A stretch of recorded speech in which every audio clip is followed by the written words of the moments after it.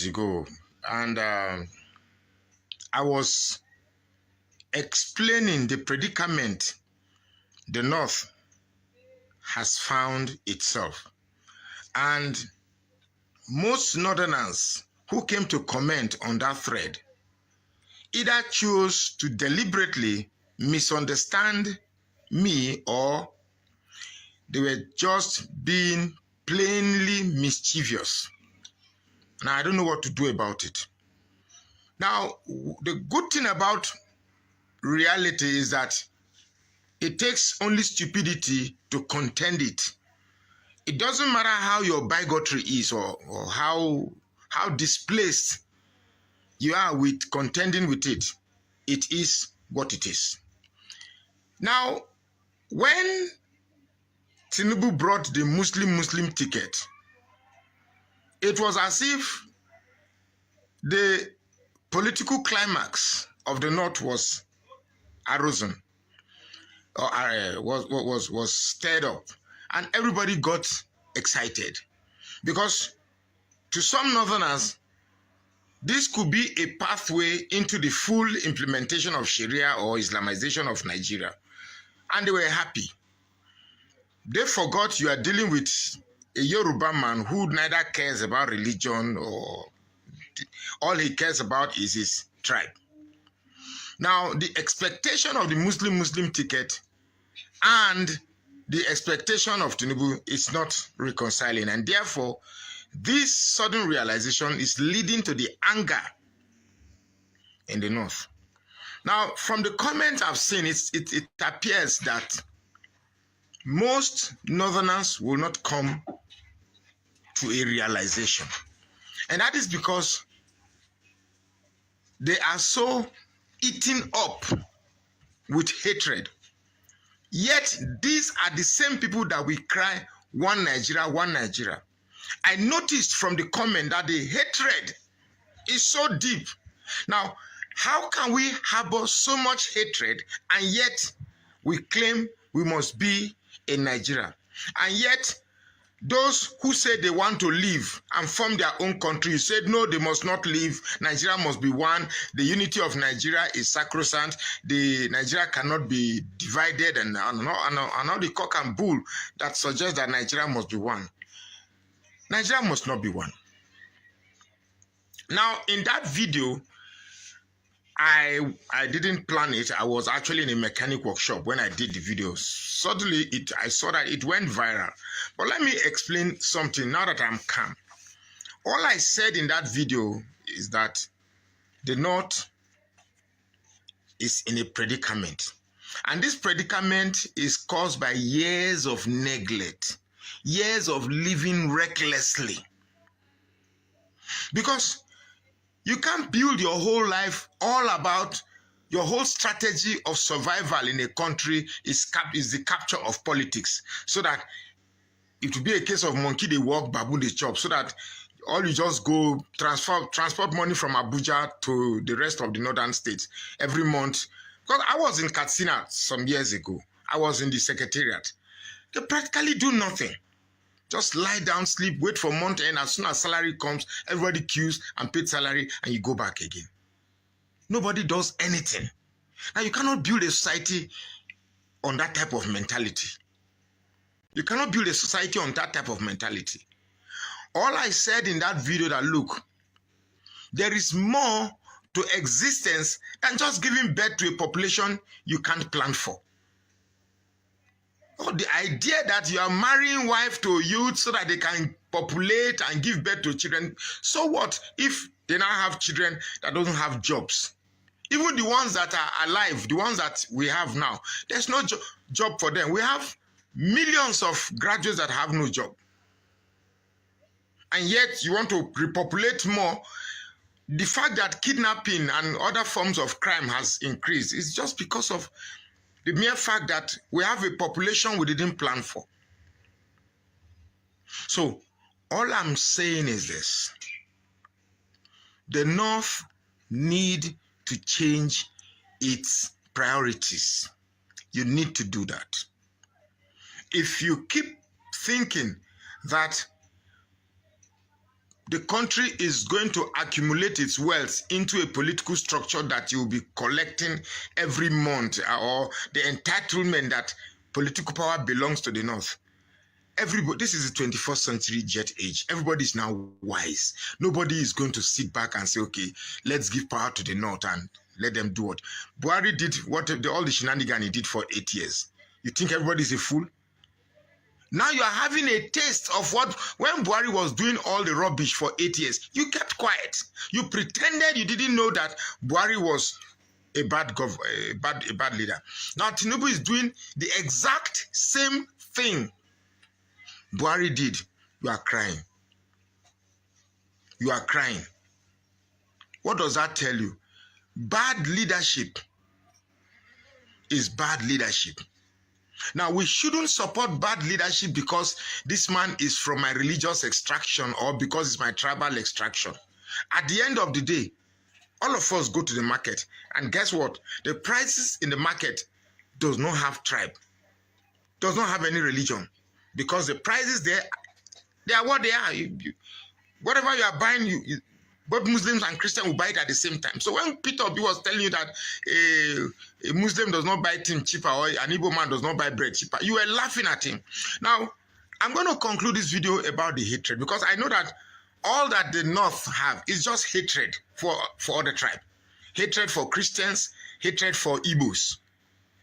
And it's not going to amount to anything. Because I am not an Igbo man. A lot of people make comments on my page thinking I'm an Igbo man. I am not. I am a very proud Yoruba man. Very, very, very proud Yoruba man. So don't confuse me with an Igbo man. So when I say this thing in favor of people, some people think I'm saying it because I'm an Igbo man. No, I'm not. Truth is this.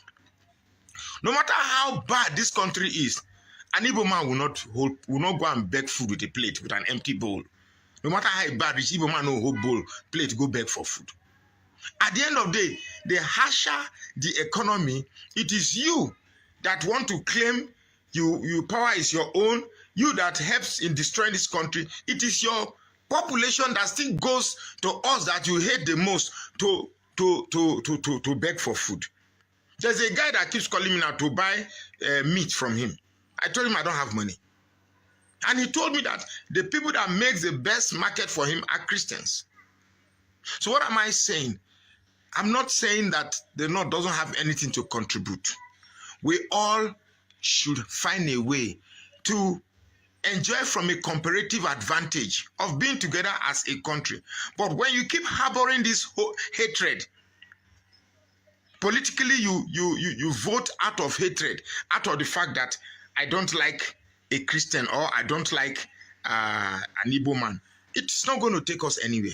Otherwise, I want to concur with an Igbo man who said, let's break the country. If we cannot live in an environment where there's equity and fairness, then let's break it. What are we staying in one country for? Let's break it. So do not misunderstand that video. That video was clear. It was real. It came out of an inspiration. But if you must insist on your hatred and your biases and your hatred for Christianity, your hatred for Southerners, let me tell you, at the end of the day, it is you that is still going to suffer from its outcome. Even if you Islamize Nigeria, you are still going to be the one that will suffer from bad government, because as Southerners, we are already trained to be self-reliant. You, on the other hand, you are not. So it is you that will suffer the end of bad leadership. So my videos are not aimed at attacking any region. I'm just here to say what it is. If you like, listen. If you don't like, don't listen. But the best thing I want you to do is please follow this page and share this post now. All right. Behind me is a community called Makoko, just close to the Third Mainland Bridge in Lagos. Now, this place is a slum where the people here, a family of 5, live within the average of $1 a day, a family of 5. A lot of children that you see here, a lot of them barely even leave this community. Now, what brought me to this community is this. Behind me, when I was in China, I noticed that they started sand filling. And when they started sand filling, I knew them well that these people will soon be chased out of their community. And being that Nigerian government is what we know them as, they might not compensate the people. So that is why I came here. But again, after investigation, I found out that the people that acquired this land and that are sand filling, they've actually settled with these people, not entirely. They've relocated them to a particular place, but they have not been compensated yet, which it will happen soon, but we don't know how soon. So my purpose of being here is a reminder to the Lagos state government that, okay, it is fine, you have reached out to them, you people have your agreement, but please don't leave them hanging, because I know Nigerian government, they can start something and at the end of the day, they will just bully these people and leave them hanging. So Lagos state government, please, I beg you, for the sake of the children that are here, if you want to come and relocate them after your sand filling, make sure you compensate them well. Don't just put them on the street, because if you put these people on the street, it will be a problem in Lagos. What is the problem? Insecurity. A lot of these people here will want to survive. Imagine living in this place. You will do anything to survive. Therefore, they'll start snatching bags, snatching phones, insecurity. A lot of people might lose their lives. So please, if you want to do this and you want to relocate them, I beg, make sure you compensate these people. Never forget to compensate them. Don't take advantage of them, because maybe what is the highest that they can do. So the drone will still go around to show you how big this community is. And this community is housing about, not housing, it's the Hausa will call it bacha. This is like a bacha. I don't even know how they survive here, you know. So let the drone take you around so that you can see how big it is. It's housing over more than 2 million people, yeah? So the drone will take you. Drone!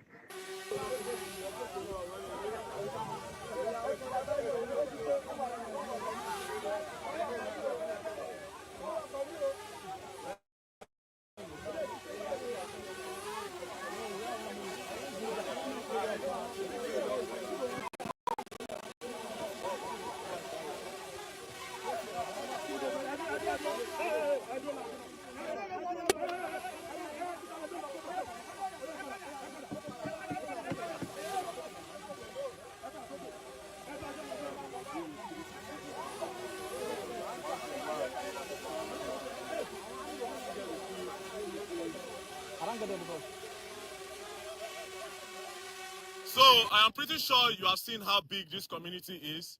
They are living in abject poverty. And that's why I'm appealing to the Lagos state government that if you must relocate them, please don't go back on your promise of compensating these people. It will go a long way for them. If not, you'll be battling with a serious case of insecurity, because these people here, they'll try to do everything to survive. I mean, look at where they are living. Look at where they are living. I saw a lot of kids swimming inside that gutter water. I can't ask myself, say, God, how? Do you understand? So please, Lagos state government, do not go back on your promise. The people doing the real estate, it's a good thing, you know. Development is coming here, because from the third mainland bridge, anytime I pass and I see this place, I always wonder why the Lagos state government are not doing anything. So it's a good thing that development is coming. So while development is coming, also do the right thing. So please do not go back on your promise. The people that acquired this land, I've done my research. Their documentation is clean. It's a legal thing that they are doing. But again, if you must relocate, you must compensate.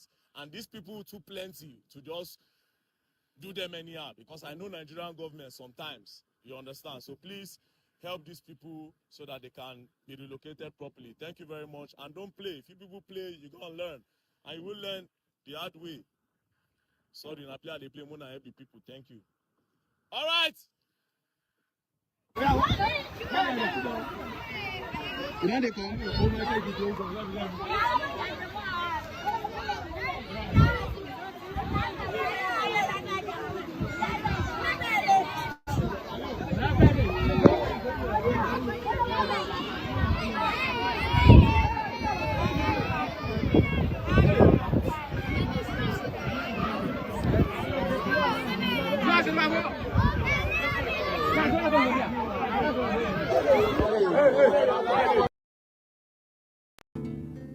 So, having spent the last 18 months inside the gilded cocoon of Aso Rock, Hakeem Baba-Ahmed, until recently special advisor to the presidency on political matters, preferred to leave that world and return to the primordial ooze of Nigerian politics.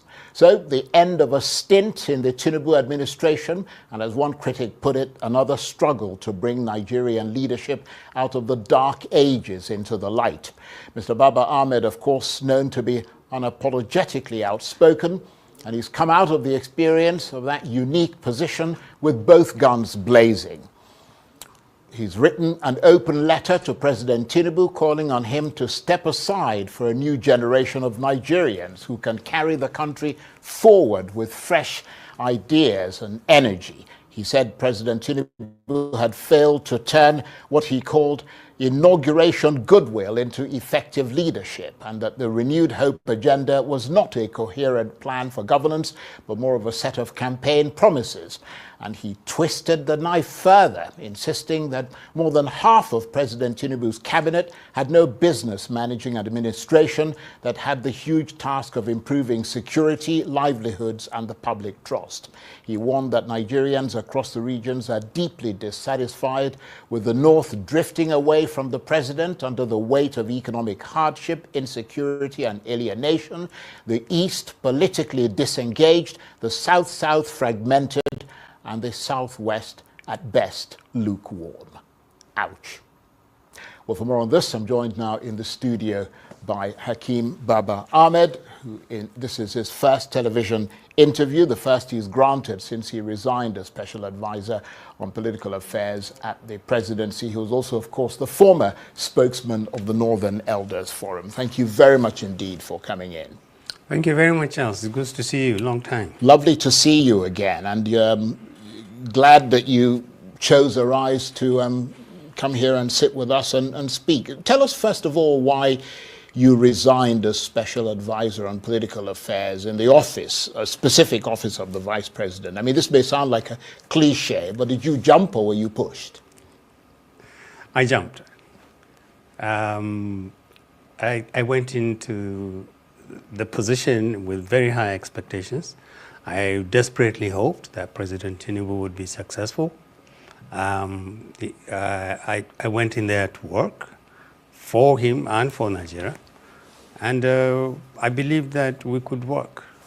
I was made to understand by the Vice President, who was the catalyst to my going there, that there was space to work, there was a job to be done, and I knew, having campaigned so vigorously for 8 years and against the incompetence and the damage which President Buhari did, that his successor, who also pushed the country into the deep end and promised something close to a revolution, that's President Tinubu, was going to follow through and really take Nigeria through the revolution and change it, at least in his first term. So I went in there with high spirits, and unfortunately it didn't work out. Well, I mean, let's get into a little more detail, because I was going to ask you what was it like working at that level, because that's a very high level. I mean, Special Advisor. I'm wondering what your job as Special Advisor on Political Affairs entails and whether your advice was actually being taken. On paper, it was a great job. I mean, it was a huge responsibility to be the political advisor to a president in the office of the vice president. Was an enormously important job on paper, but it depends on if it's actually actualized in real life. It wasn't. It was very frustrating. Are you saying that they were not listening to you, or there was never any opportunity to actually exercise the role that you were put there to play? There was really, you have to understand the structure of the Nigerian presidency has been virtually the same for the last, maybe since 1999, maybe even during the military times. The number two is always at a certain disadvantage. So much of what the number two does depends on the chemistry between one and two, the configuration, the power dimensions, the nature of the cliques around the president. So much depends on what the number one does. And if the president doesn't really feel that the office of the vice president is not central to his success or useful, you just sit it out. We've seen that many times. And basically, this is what I met and what I left behind. There wasn't much to do. I wasn't used to sitting idle. And there was a lot to be done. If I had been involved, I could have offered my humble advice or opinion, but I wasn't.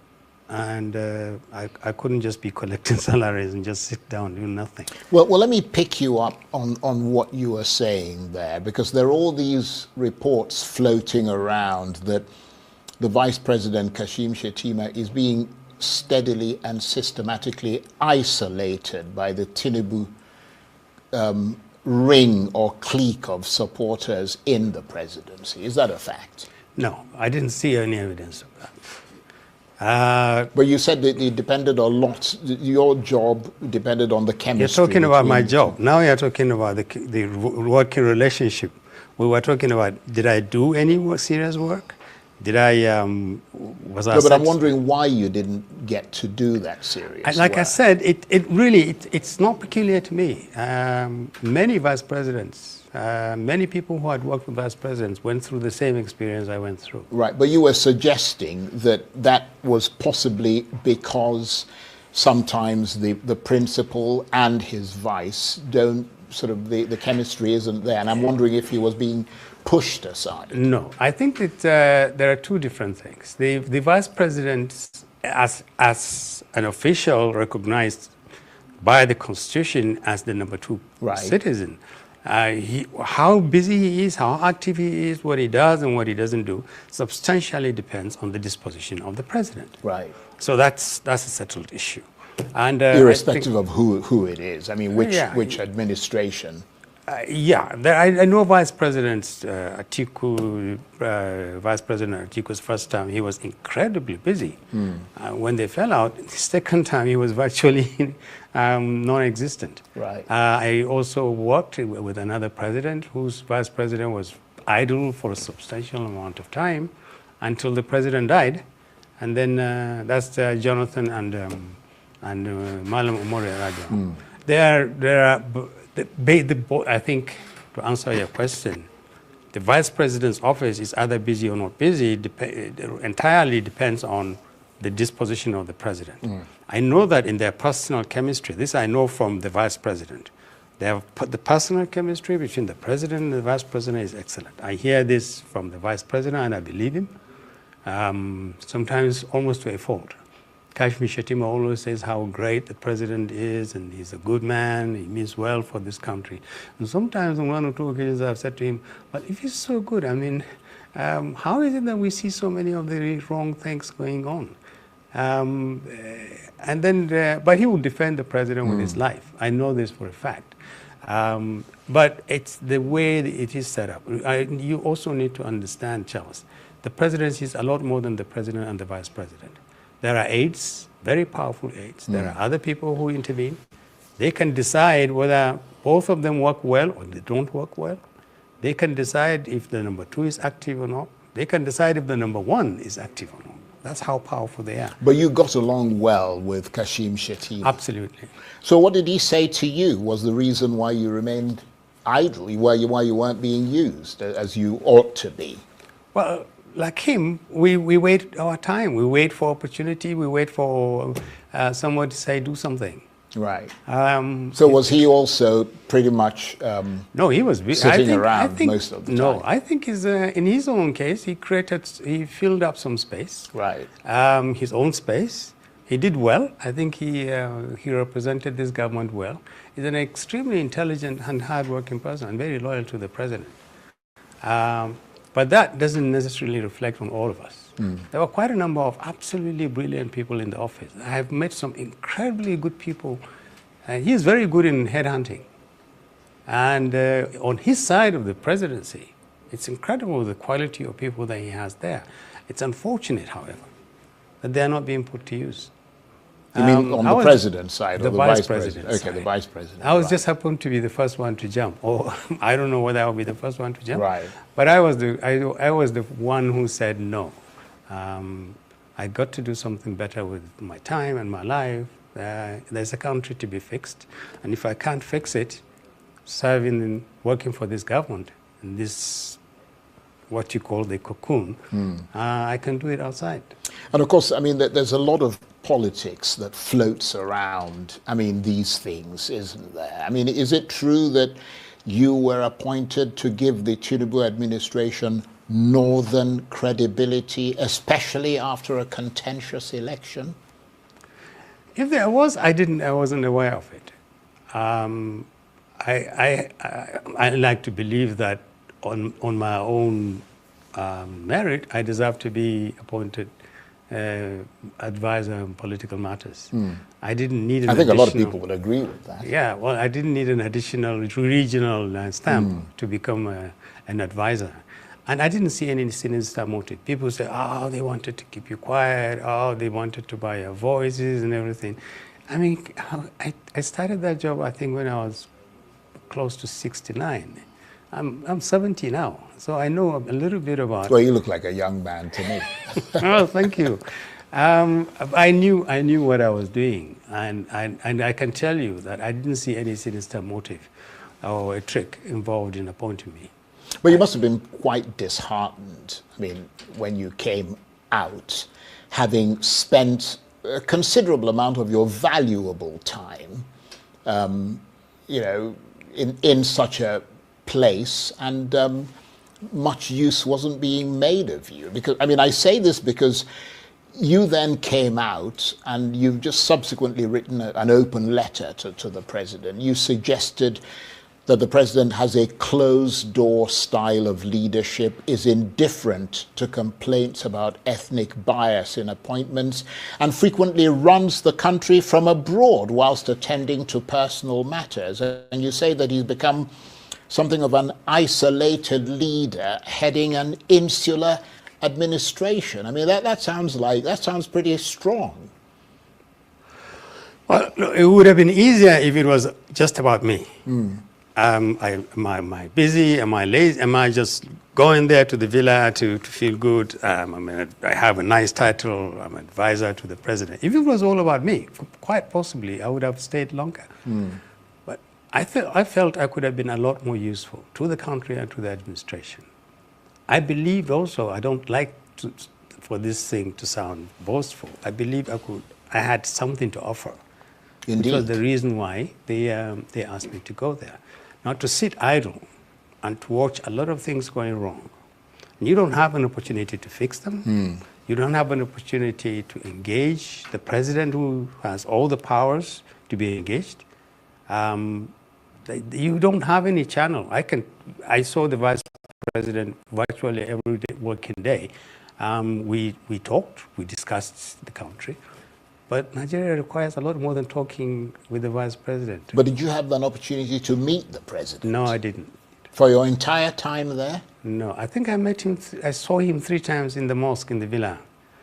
And From a we distance. sort of shook hands. Right. No, shake. There's a mosque in the villa, so Right. you would see. But I never had a chance to sit down with President Tinubu. And why do you think that was the case? I honestly don't know. I think I think part of the problem is that he never really had time for people like us. People like you? I mean, you were a special advisor. Yeah. I'm not sure he had time for a lot of the people working for him. You quoted a part of the letter that I wrote to him. I used the language very carefully. Said it was insular, isolated. That's not a lazy, the words you use casually. The president really is genuinely isolated. Whether it's by choice or by circumstances we don't understand, the bottom line is he ought to be available to a lot more of the people that he has trusted, either to run ministries or departments or to advise him. And he isn't. And that's a problem for the country, not so much for him. But it's a lot, because the president of Nigeria is a hugely powerful person, and he has there's a lot of responsibility on his shoulders. Absolutely. So if he's not going to look for solutions, but at least it was done.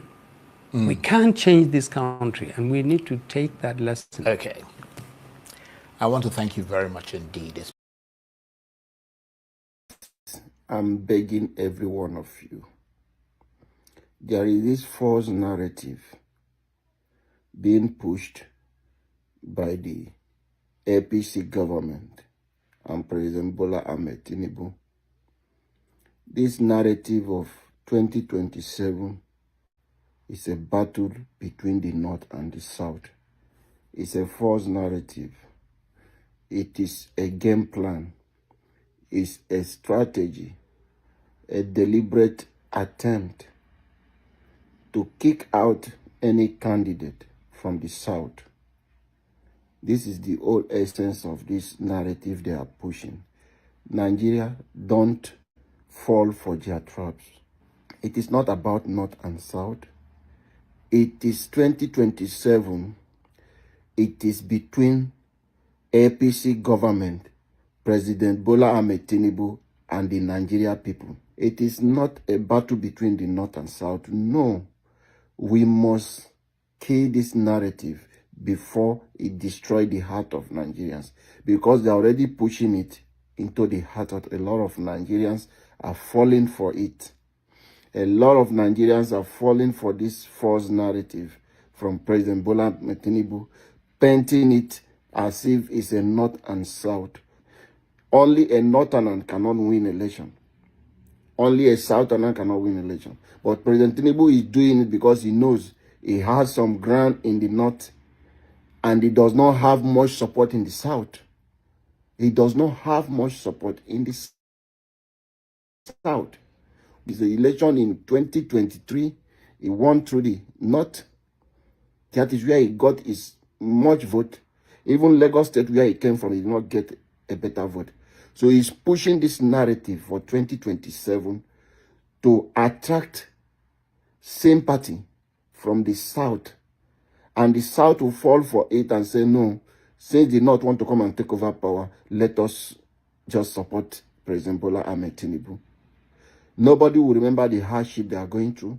Nobody will remember corruption cases. Nobody will remember the character of the person they are supporting. So they are pushing this false narrative to blind Nigerians, and gullible people will fall for this trap. That is why Nigerians, you must have to be smart enough to preempt these your leaders before they throw out any strategy they want to throw. They easily manipulate the people because they feel Nigeria are dozer. You are smart people. Don't fall in their trap. It is not a battle between the South and the North. It is a battle for the survival of Nigeria. It is a battle between the Nigeria people and the APC government. Because we understand the political parties, they are dead. But 2027 is going to be Nigerian people against the APC and all other their allied political parties. That is what 2027 is. The whole of this strategy is to kick out one man. And that man's name is Peter Obi. Because when they are pushing for this narrative, they will push it in a way people will say, no, if Peter Obi is coming in now, they have already started it from media houses. You can see their campaign. If Peter Obi come, Peter Obi is going to come to do 8 years. That is the narrative they are already pushing. Nobody is thinking about fixing the country. Nobody is thinking about who is going to save our country, who is going to do the right thing. It is all about the narrative of 4 years, 8 years, or the South. So we should allow President Tinubu to finish his 8 years.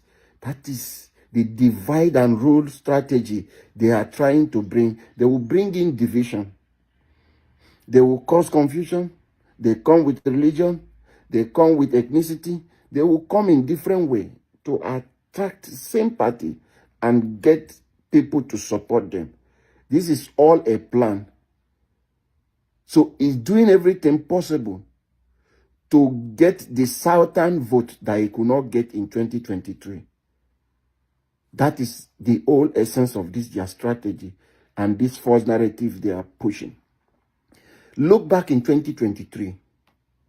President Tinubu pretends as if if he gets to office, he's going to die or he will be useless, he can't do anything, then the vice is going to be the one who will be in charge. Like that one I said, he wants to leave the economy for President Tinubu, he will be the one in charge of the security of Nigeria. So did not fall for that and thinking that, oh, this person is sick. He did all those drama he did during campaign, doing everything, Bulaba and this rest. How many of you heard him speaking anything about Bulaba anymore? No, we are not hearing that. He goes to place, he stands for a long time to speak. He doesn't guff anymore. He's speaking directly. You can see how heady he is. So that strategy has expired. That was for 2023 to catch the northerner, to feel if he get to office, he's not going to stay long. He's not going to be useful. So their son, which is a Chetima, will be in charge. So he catch them with that. And that one now has expired.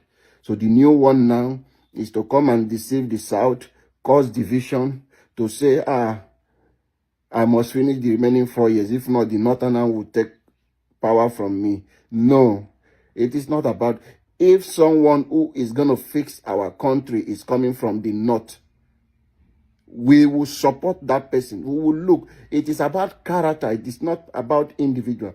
It is not about the interests of President Bola Ahmed Tinubu.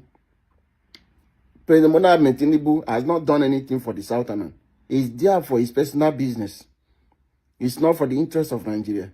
So it is not this narrative that you're going to come to deceive Nigerian people. So you will continue to push it, but it will fail.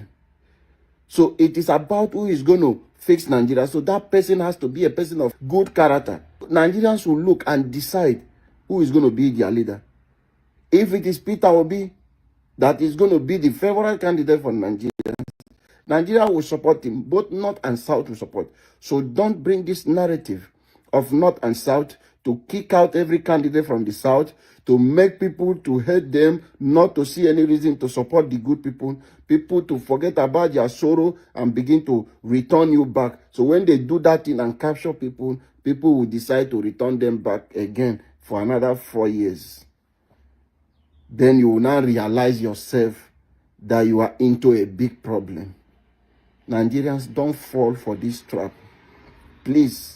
It's a false narrative they are pushing. Don't fall for it. We will get our electoral process right. When we get it right through the electoral reform process, when we get it right, the process of recruiting our leaders will start from the grassroots, from councillor, local government chairman, House of Assembly, National Assembly member, and getting it right through the governor that you will elect in your state. You will look at people with good character, and Nigerian people will decide. It's not about who is going to be the president. From your state, from our state, from any state you belong, from any local government you belong, the recruitment process from political primaries will be transparent, will be of people of good character, not people with full pocket who is going to buy the old delegate. That will not be possible anymore. That is why we must push for electoral reform that will bring in an independent candidate. We must push for this electoral reform that will return power back to the people. That is the only way we will get it right. And 2027, remind you, it is not about North and South. It is for the survival of our great nation, Nigeria. It's between the APC government and the Nigeria people. That is the 2027 election, and not that false narrative of North and South. Peter Obi goes Johns Hopkins University and he complained about the poverty situation in Nigeria, how Nigeria now has more poor people than China and Vietnam and the rest countries. Now, Sanwo-Olu picked offense in what Peter Obi has said, and according to Sanwo-Olu, Peter Obi is demarketing Nigeria instead of him to market Nigeria in international space. So Sanwo-Olu wrote out a reply to Peter Obi, asked a lot of questions. He said, why did they demarket Nigeria instead of fixing Nigeria? Why you, when you were governor, what did you do? How many schools did you build? How many hospitals did you build? You are comparing yourself to Tinubu. Sanwo-Olu blast them well. But you see, I would like to take us through is later. and then we'll come back and we'll treat the points that Sanwo-Olu raised, if he was right or he was wrong. Sanwo-Olu accuses Peter Obi of lacking the moral right to criticize Nigeria's poverty situation, citing his poor record in Anambra. In a rare intervention, the governor of Lagos State, Babajide Sanwo-Olu, on Sunday took on the presidential candidate of Labour Party in the 2023 general election, Peter Obi, claiming the former Anambra State governor lacks the moral right to talk about poverty in Nigeria. In a statement he personally signed, titled, factually addressing Mr. Peter Obi's criticism of Nigeria at Johns Hopkins University, Sanwo-Olu accused Obi of contributing to the current poverty in the country and alleged that under him as governor in Anambra State, the menace grew astronomically. During his remarks at Johns Hopkins University, Obi had drawn a comparison between Nigeria, China, and Vietnam in the area of poverty, stressing that Nigeria, with about 50 million poor people, had the least number of people in poverty in 1990 than any of the three countries. Obi argued the question then is, what exactly did this country do to be able to achieve the desired growth and development? That is where political leadership comes in. These comparable nations, and indeed other progressive nations, unlike Nigeria, have competent leadership with character, capacity, and compassion, committed to prioritizing investment in critical areas of developmental measures, education, health, and pulling people out of poverty. But Sanwo-Olu said Obi not only demarketed Nigeria by openly denigrating the country abroad, but also made statements that he had no moral standing to make. On Thursday, April 24, 2025, former Governor Peter Obi, the Labour Party presidential candidate for the 2023 election, was at Johns Hopkins University in Baltimore, Maryland, where he made several disparaging comments about Nigeria. He made unflattering remarks, not just about the incumbent Nigerian government, but also about Nigeria. I also find Mr. Obi's pattern of behavior disturbing. When prominent Nigerians go overseas, they ought to project Nigeria positively. They do not have to do that for the government, but we all owe a duty to market Nigeria on the global stage rather than demarket her.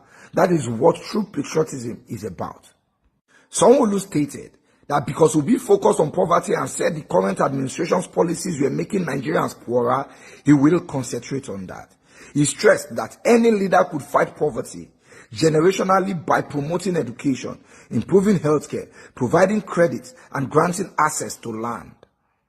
According to Sanwo-Olu, now I find it somewhat ironic that a man like Mr. Obi, who did not build a single school or stand-alone hospital throughout his 8-year tenure as governor of Anambra or sustainably provide credit facility, would criticize the government of Nigeria, which is actively doing that.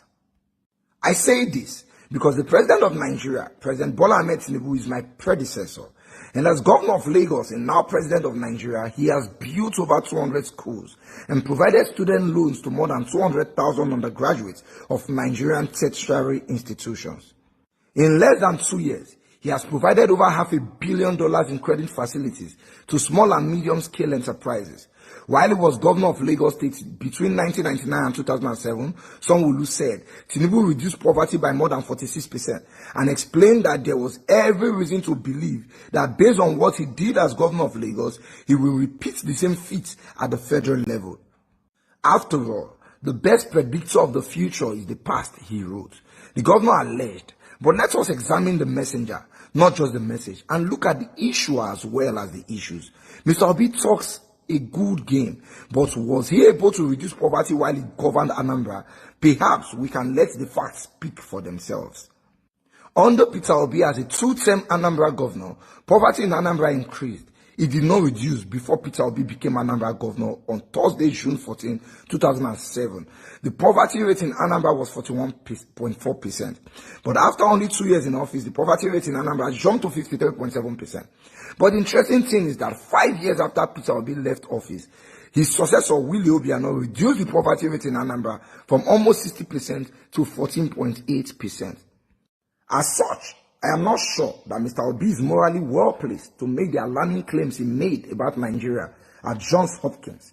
Mr. Obi contributed to the increase in poverty in Nigeria. Governor Tinubu, as he then was responsible for lifting millions out of poverty. Being that is the case, who should criticize who? You see, Sanwo-Olu wants to settle with his own. President Bola-Ahmed Tinubu, he don't want Tinubu bad books. That is why he's talking now. Sanwo-Olu, when the only time when he talk now, when the election is, when he want contest, he go the big ice cream for more. Into don't get mad, they talk of political issues. Okay. Let's address his accusations of Peter Obi, because some of us go school with the read news. Number one, I will start from the poverty situation under Peter Obi's tenure. You see, there are some things that are above the power of a state governor. An easy poverty situation. When we talk about poverty situation, we're talking about the full country. It is the decisions of the presidency that actually affect the poverty situation. For example, the word which we talk on the day where they swear, subsidy is gone. Hits all of us. There's nothing the government of Delta State want to do about it. Prices will go up. Poverty will happen. So the poverty rate under Peter Obi going up was a national problem. But what did Peter Obi do about it? When Goodluck Ebele Jonathan was in power, as he entered, there was $20 billion in our excess crude account. The first few months of Goodluck Jonathan tenure, Nigeria made more than they expected, because the price of crude oil go up. So let's say we get 100 liters of oil. We plan to say we go sell them for 1,000 naira per liter. Price of oil go up, you cut on 1,200, we have excess 200 naira. So Nigeria made excess money from crude oil sales. The central bank governor then, Sanwo-Olu, the minister of finance, Okonjo-Iweala, said, let us save this money for raining days. All the governors say, no, we share. According to Okonjo-Iweala, Amechi, then governor of Rivers State, El-Rufai, then governor of Osun State, Adams Oshiomhole, then governor of Edo State, we are the strongest voices. We must share the money. There is nowhere in our constitution that says we should save. Only one governor supported savings. Only one. Guess who he was? Peter Obi of Anambra State. The same man you are asking, what did he do to save poverty? He was trying to save poverty when he said, let us save this money rather than squander it. Now let's go to schools. Because some will do the claim, say Tinubu as a governor has built over 200 schools. As a governor and president has built over 200 schools. You see, only a stupid man has 5 dilapidated cars and he will go and buy a new one and start to rake, say, get 6. A sensible man will sell 2, use the money to fix the other 3, so we have 3 good cars. But when you buy the 6th one, you would have 5 useless cars and 1 good car that will soon become useless. Ungwanu, tell me why we are building more schools in Nigeria when the ones we have are not working. When Peter Obi became the governor of Anambra State was doing very badly in WAEC. They were almost last. By the time he was leaving, they were number 1. The records are there so you can research. That was because instead of him building more schools, he worked on the one we had. Why are we building more hospitals? In every local government in Lagos, we have a health center that is not working well. I get one for Kushofe. The last time I go there, I be like mortuary for my eye. I'm not going to my picking go there again. Why are we building new hospitals? Let the ones that we have work properly. Stop building big hospitals, fix the health centers we have in the local government. So that when a woman is pregnant, she can just go to the health center and lights, they don't see so. Lights now they don't see. So why are we doing 10 billion solar and solar? Fix the light, fix it. Stop building more universities. We don't need them. Let the ones we have even be standard enough. They are graduating people that are not employable every day and they are building more schools. Is that not lack of lakai? So, Governor Sanwo-Olu, if you want to settle with your guy, go and settle with your guy. Stop looking for who you will use to to count scores. This your whole talk, no add up. Peter Obi had always said we should save and we should invest. When he was governor of Anambra State, he left without owning salaries and he left money in the account. Since I grow as an adult called the leg, only 2 governors I know have done that in Nigeria. Former governor Katsina State, Umar Musa Yar'Adua, and Peter Obi. The rest they owe. Go and ask how much Delta State is owing. They are asking a man who cleared up backlogs and even left money for the next governor. That what did he do? How much your predecessor did for you? You see, sometimes we just say these things and we... It is well. God will help us. And the only way out for us is to continue to do that in the next 4 years. This particular aspirant, as you all know, you can go and check it, the records are there. This is somebody that has been arrested for spending fake American dollars in a nightclub in America. And he's been detained for months. And he knows that he has won mugshots for months before this whole thing was quenched. He's also known that he doesn't have the competence to do what he is being propelled to do. The records are there in Gwagwalada General Hospital. This is somebody that has gone for rehabilitation before. We don't want to go too far, but we know, and we know. Now the truth is this. We don't want to talk about all the things that we know, but we know that, you know, our leadership should have a rethink. Because the truth is this: I will not stand here on the mandate of Lagosians and then allow our great party APC to... A billionaire that we all know, Matthew Iduoyekeme, have cried out that the current governor of Edo State, Senator Monday Okpebholo, is about to demolish his hotel. Allegedly, because he refused to decamp from PDP to APC. Allegedly. You guys remember during the time of Obaseki demolished Tony Kabaka's hotel for any reason best known to them at that particular time. Now, Okpebholo is now in power. It now looks like a retaliation to demolish somebody from their own side. Allegedly, assumption.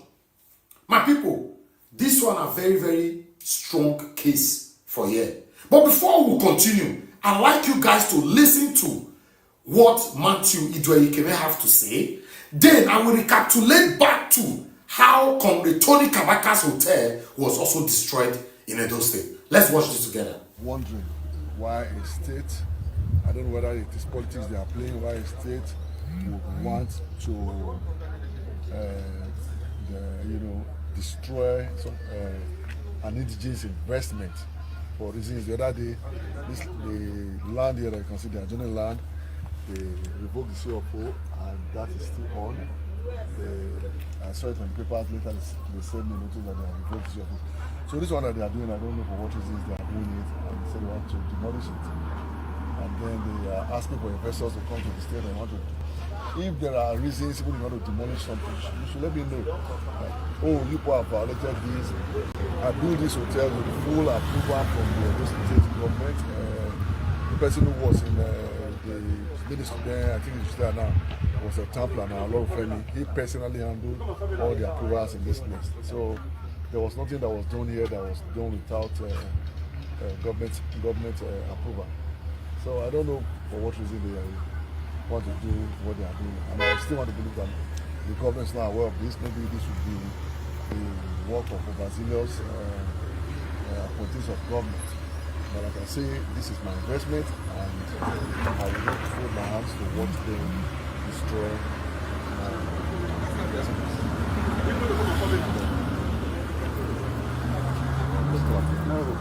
You take the staff. The staff on your maybe when staff because of he's the one that did. And like car wants to enter. The manager. Good morning. My name is Coach. Hold on. Go ahead, sir. Okay, my name is Tochukwu. I'm the manager of the hotel. Some few minutes ago, they came just with loads of bus, with security people inside it wearing black and black with guns, just covered the gate and said they came to seal up the facility. Okay, where is the demand notice? What are you sealing the facility for? They didn't tell us. What happened? Where are you from? They just say that they are from the Ministry of Town Planning. I said, okay, so why are you sealing it? No reason, no comment that I should just come to their office. I said, okay, even if you are sealing a place, you need to give us a demand notice. Tell us exactly what we did, where we have defaulted for us to seal the facility. No comments. They had the paper with them. I kept insisting for them to give me the paper, but they then said no, they're not going to give me the paper. They just wanted to seal the place as directed. So there was no cause for this in the first place. Even if there was cause for it, there's a process for you guys to take. But the whole place just looked like a jungle where people just can just act the way they feel like acting, do the things they feel like doing, without recourse to law, without recourse to anything whatsoever. It's just embarrassing. Just embarrassing. My name is Tochukwu.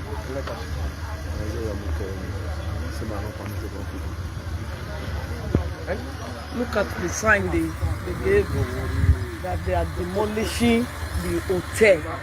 Reasons we are yet to know. Reasons we are yet to know. They believe they've captured Delta State. They want to capture Edo by all means. So they are targeting the powerful ones in the opposition. But I don't think they will go far with it. It's not possible. It's not possible. They won't go far with it. I wonder what.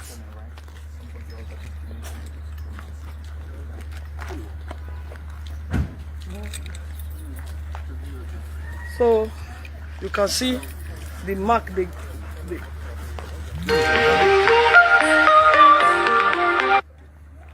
This is a Tano hotel, pride of Edo State. Why we are clamoring for investment, solid hospitality arrangement for investors. The government is trying to destroy what has been built. We are saying that the hospitality investment are not enough in Edo State.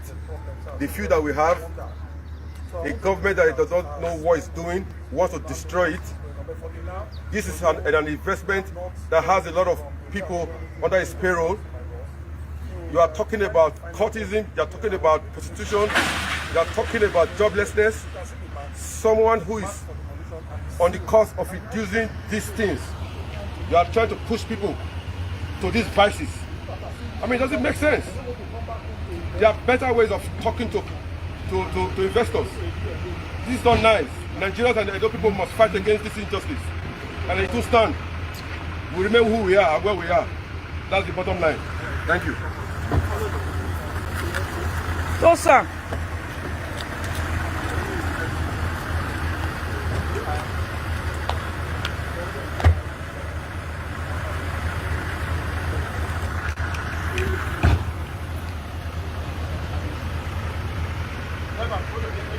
This is a Tano Hotel, Benin City.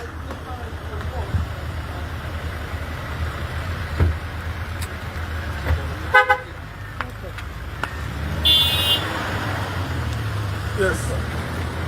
You can see what they go on now. You see what they go on for Edo of our dream. Is this not funny? Is this not funny?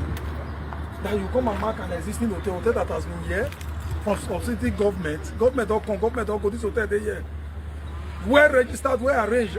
The MD just left. You saw what he said, that he has all the documents to this place. You've not served him. You've not served him any notice of violation. If you serve a notice, say evaluate anything, it's a different thing than coming to mark the hotel that you want to demolish. It's not funny. It's funny, my sister. Is it the Edo we want to live for our children? Is it the Edo some of us want to belong to start investing? It is really, really funny. It is really, really funny. But I know from as time unfolding itself, we will know what the problems are.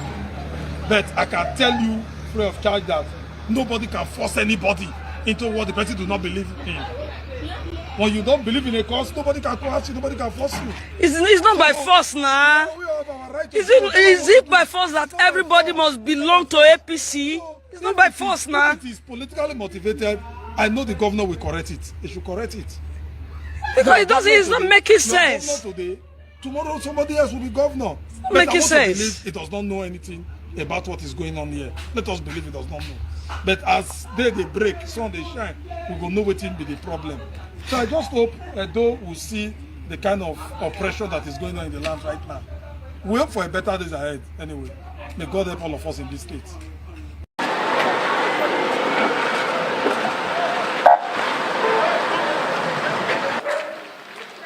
What is for the video now?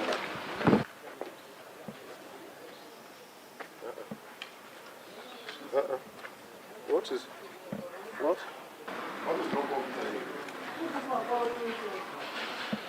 Anything better.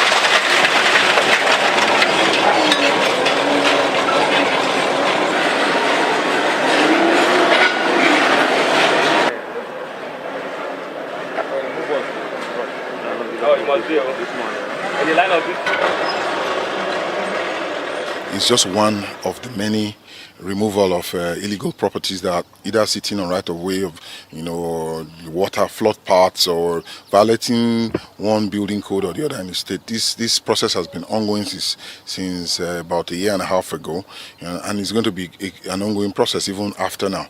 So the said building which we just spoke about, it's not just one, standing on its own. It's just one out of many other corrections that have been carried out by the Ministry of Fiscal Planning of the Edo State government. Yeah, well, in Nigeria, once anybody starts to try to put things the way they should be, people always cry about political undertone, but that one is not the case in this matter at all. Yes, you spoke about the delay. Yes, the delay was necessary because the owner of this property had approached the courts, seeking redress.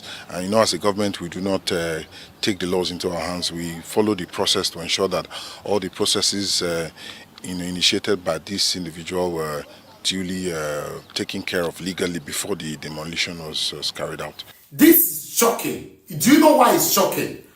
I told you guys that these people in power, what they are doing, they get power, they use the power to intimidate whoever that refused to support them, or whatever, blah, blah, blah. Governor Obaseki did it to Comrade Tony Kabaka because Comrade Tony Kabaka at that time refused to support him in second term or whatever. Right? Now, Okpebolo is about to do it to Matthew Joyekeme now. For any reason best known to them, but allegedly what they are saying is that Matthew Joyekeme refused to move from satanic PDP to satanic APC. What's your own take? Our duty now to carry and give you now. Say what they have for our state. Put it on the comment section. Join us every day, 7 p.m. Nigerian time. This is Nigeria Watch Media. Let's continue to talk about the things that's affecting you and I. Take care, guys, and bye for now. The best governor, Edo and Delta. Edo and Delta. Edo and Delta. Edo and Delta. No mind them. Right honorable, no mind them. The best governor. The best governor. The best governor. No mind them. Renew hope. He has come to Delta. So now we want to face Bayelsa.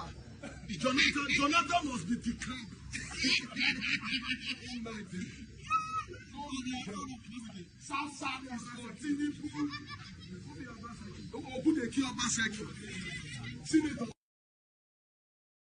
Mr. President Bola Tinubu gbogbo wa ló vote fún yín o a rò pé ẹ máa wá assist wa ni ibi power o ṣebí ẹ rí mi nísìn ẹrù tí mo bẹ́ dé ẹsẹ̀ ni mo fi lè ọkọ̀ yẹ kó rí bẹ́ẹ̀ o owó tí mo mú dání kò lè tó mi dé ibi tí mo ń lọ ìyẹn ni mo fẹ́ sẹ̀ sí nísìn lọ dé ibi báyìí ẹ jọ ẹ ṣàánú mẹ̀kúnnù o mẹ̀kúnnù ló jáde ní ọjọ́ yẹn tó vote fún yín ẹ̀mí tó ń sọ̀rọ̀ yìí mo vote sí yín kó lè dáa fún yín a sì vote yín ibi power o.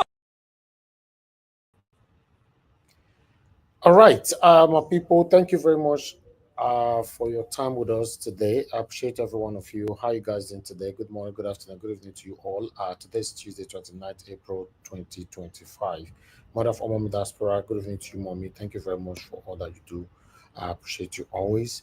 Thank you, Abu Azi. God bless you. Thanks for joining us today, as usual. Thank you very much, everyone right there. I've showcased almost everybody already, but we need to move on right now because we spent so much time already in our presentation. Thank you so much, my people. God bless you all.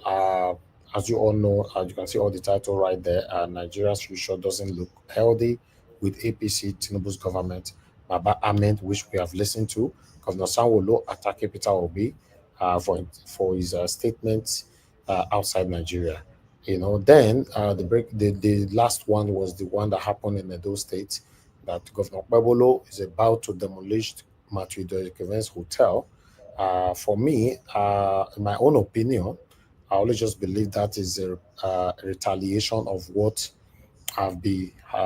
what happened before to Nikabaka, you know. But I don't know. What do I know? Our duty is to present it to you guys, you know, and to see what you think about whatever that's affecting us. Thank you very much, my people. I appreciate every one of you. In case you want to call in, but I'm not sure I can take a call right now because I already have my director waiting for so long. So she's the only person here with us right now. A link was posted out earlier on, and I'm not reposting it again except my mom do so. But in case you want to join us, you can join us and let's talk about what is affecting you and I. It's been a long day for every one of us.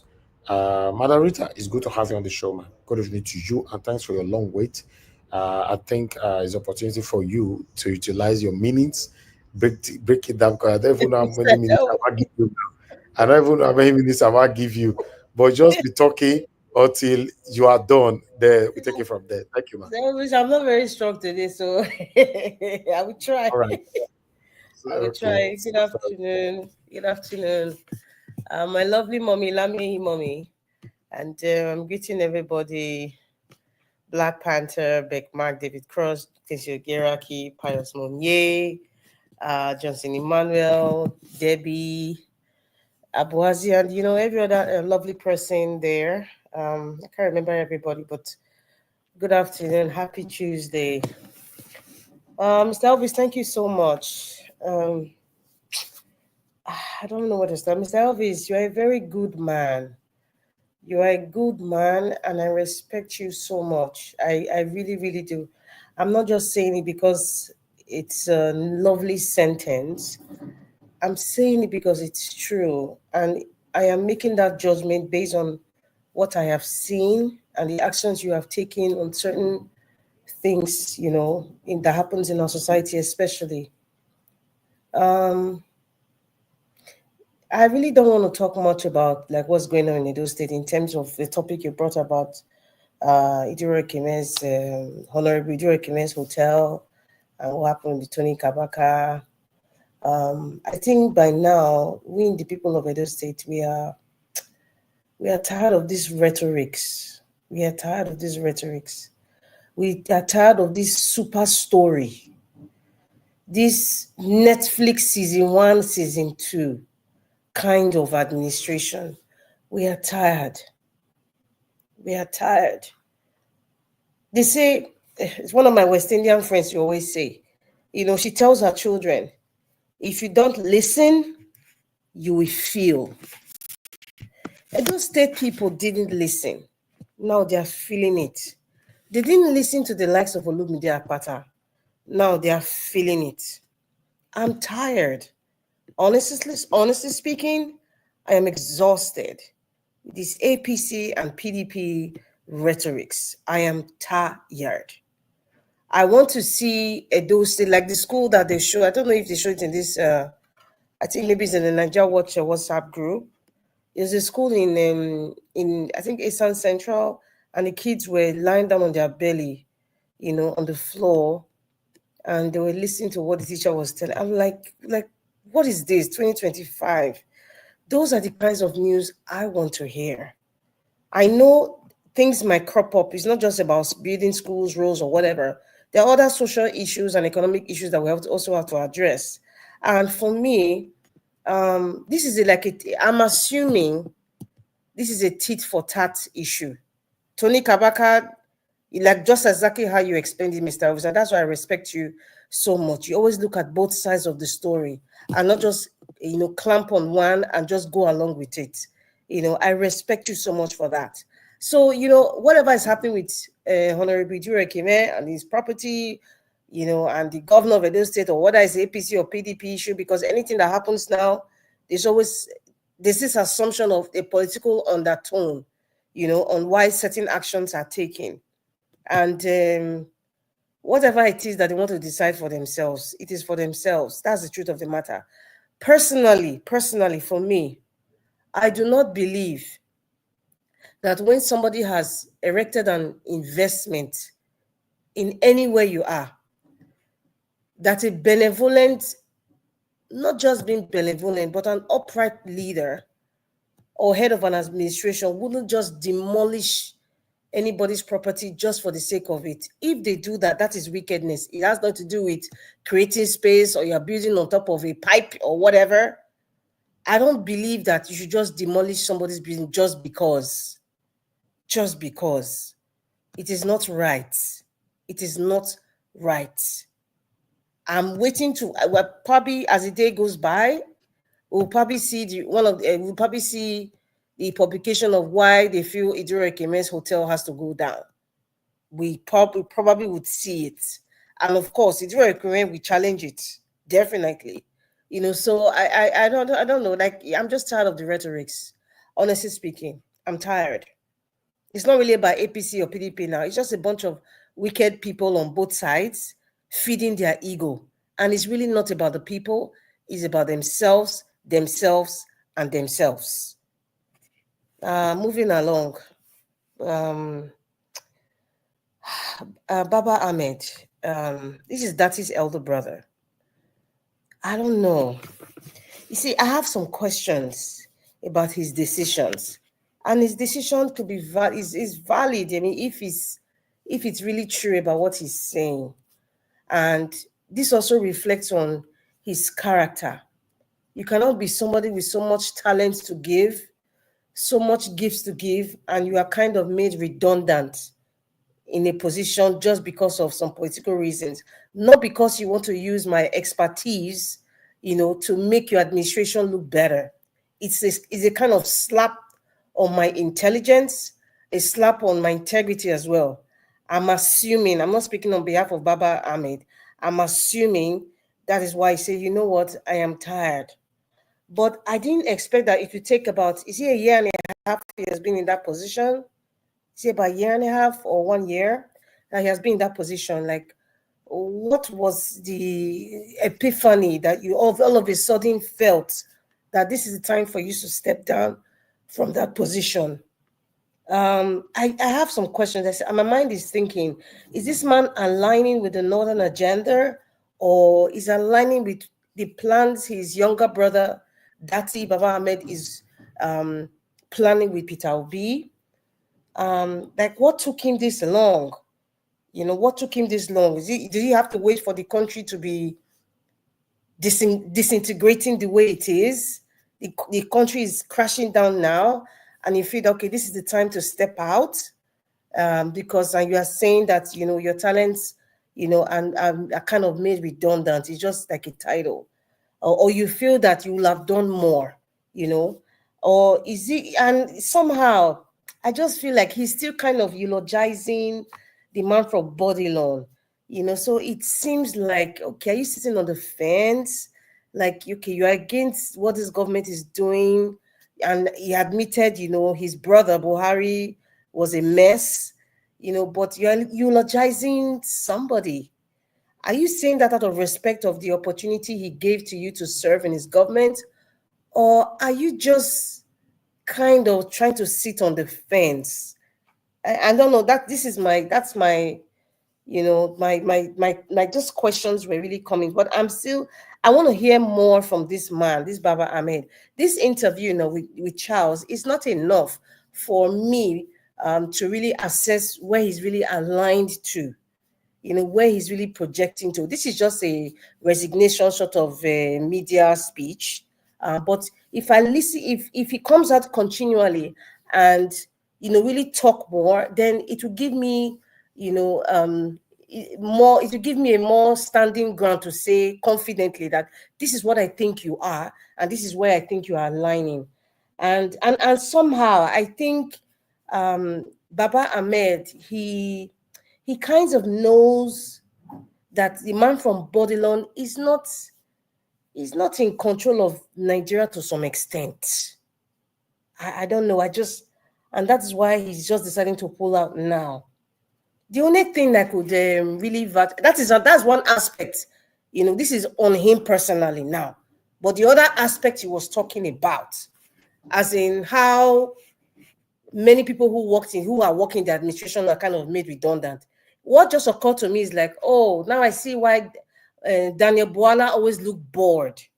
He's like someone that just came out of, like a fish out of water or something. So anytime he has to speak out, or the entire nation has to hear Daniel Bwala, is when he's been made useful as their backing dog. It just, so all these titles they give them, they just go to the villa every day, drink kunu, drink whatever it is that they drink, have some, suya or and buratashi or whatever, and they discuss, and before the end of the day, it's over. Friday, they hardly really go to work. I've seen it in Abuja. In fact, I don't know, but maybe in some states, people are the governors are kind of making sure people come to work on Fridays, but in Abuja, most people don't really go to work. I don't know if it's a Muslim thing. On Fridays, on Fridays. I don't know if it's a Muslim because it's in the north, and everybody's kind of aligning that, okay, they go to I don't know. So I'm just saying, like, he has just told us how redundant the entire system is. Baba-Ahmed has told us how many people we all know having SSA just like get a lot every day. Okay, I have settled you politically. You have something. And it was very obvious as at that time. I even laughed when he was giving the position. I laughed. And then people were even, making jibes at Dati. They say, oh, your brother was in the government. And people just don't get the semantics of this thing. He was trying to settle Dati's elder brother, this Baba-Ahmed, so that Baba-Ahmed, Dati will kind of taper down on the support of Peter Obi. See, the man from Bodilon goes everywhere. He just goes everywhere. Find who he can talk to make you stop talking. Find who he can bribe to make you pull out or stay silent. He tries everywhere. And I'm so happy that Dati Baba-Ahmed came and said in one of, I think it was the same Charles program, he said, listen, if the man from Bodilon gives my entire family job, I am who I am, I will never support him. I will never be with him. Because they're asking this question, oh, your brother is working for the administration now. What do you say about that? He just laughed because it's funny. It's so obvious what the man from Bodilon was trying to do.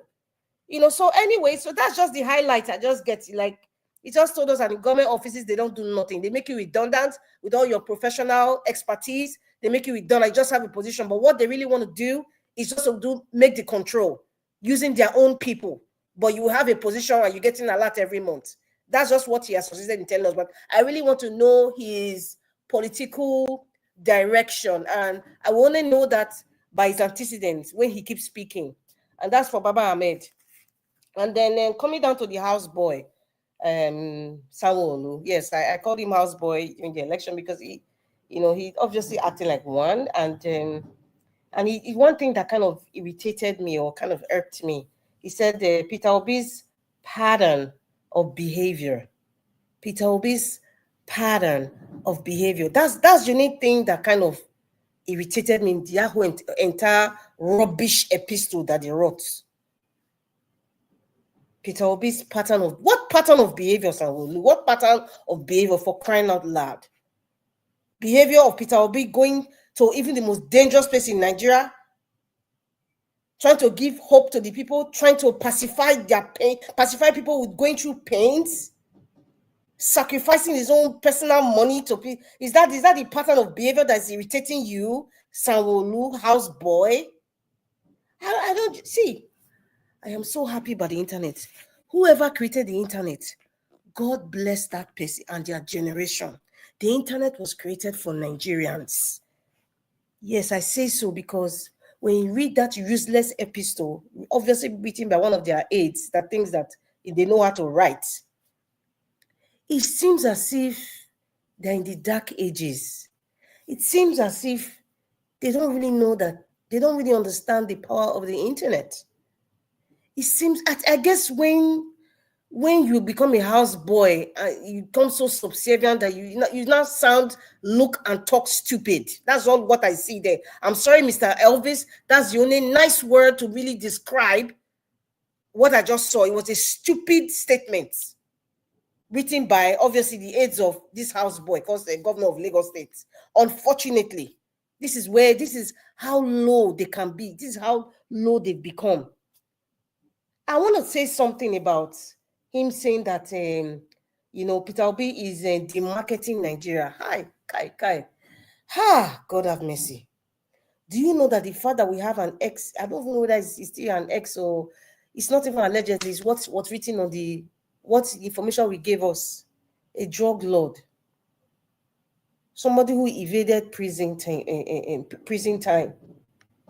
That alone, not put that person as president. The Supreme Court of Nigeria not put that person as president of Nigeria, the most populous black nation in the entire universe. That's enough as demarketed Nigeria, Sanwo-Olu. That's why I say it's like they live in the dark ages, or I don't know. That's why I say God bless you and created the internet, because I'm not even going to start listening at all. Peter Obi did this school, whatever. I'm not going to list this. Please, just Google is your friend. Everybody that has a phone, you don't need to have a laptop or an iPad. Just type Peter Obi's administration as governor of Anambra State. What he did, his achievements. Let me use pidgin English, his doings. Check what he did do, what he did, and what he's still doing. Sanwo-Olu, where were you when Peter Obi was governor? I don't know. This demarketing, anybody that comes, even now, as I'm talking, some people say, why are you demarketing Nigeria? And because he live abroad, because Nigeria was demarketed from the time he brought a drug baron as a commander-in-chief, for Christ's sake. What else again?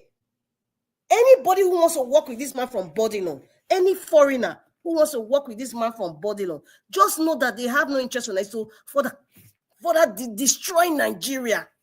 I kid you not.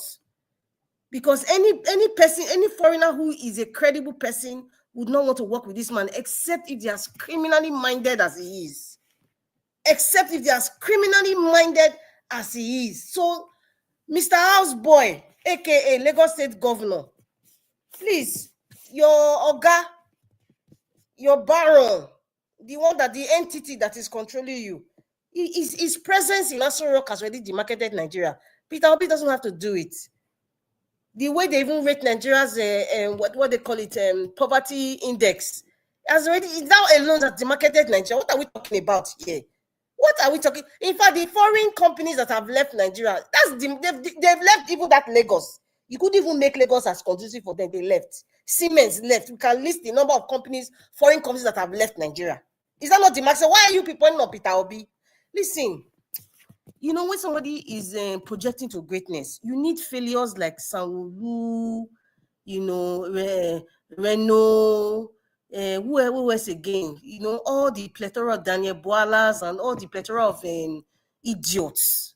Mr. Elvis, I'm sorry, but I have to say that's just the only word that came to my head. It's just giving a headway. Manarita, round up in 2 seconds. I'm rounding up. 2 minutes is too much. He's just giving he's aligning Peter Obi to his destiny of elevated destiny, not even personally now is elevating his destiny to where he ought to be. So we need people like Sanwo-Olu to be bashing Peter Obi. Even Sorore is also among. They should continue bashing him. You're only elevating this man. You are projecting him to greatness. That's just all I see. Thank you very much, Mr. Elvis. All right. Madam Rita, thank you very much for that long, wonderful submission. Elvis, was it long? I was not long ago. I used less than 15 minutes. No, you talk for. You know they always long. Accept say they long. All right. Okay. Let me move on. Message not to come early. You should have come early. So don't complain. But I have a question. I have a question, Lou. What's the question? To me? For me? I see a picture of Sanwo-Olu with a powder. Is it powder that was sprayed in his face, or what was that? Well, forget that one. Nadia, you don't know that about that one. Forget that one. All right. Let's move on. Thank you very much, my wonderful people. Once again, Mother Rita, thank you very much. Guys, I appreciate every one of you. Nobody don't buy me coffee today. If you can, please press on the $sign. Encourage what we do here. But I would just like us to move on now to the next person so that we can take it from there. Black Panther. It's good to have you on the show, my brother. It's good to have you out here in Nigeria Watch. Thank you. And sometime I get somehow I don't know how to put it, but as I go on, I'll put it. I'll bring that stuff up.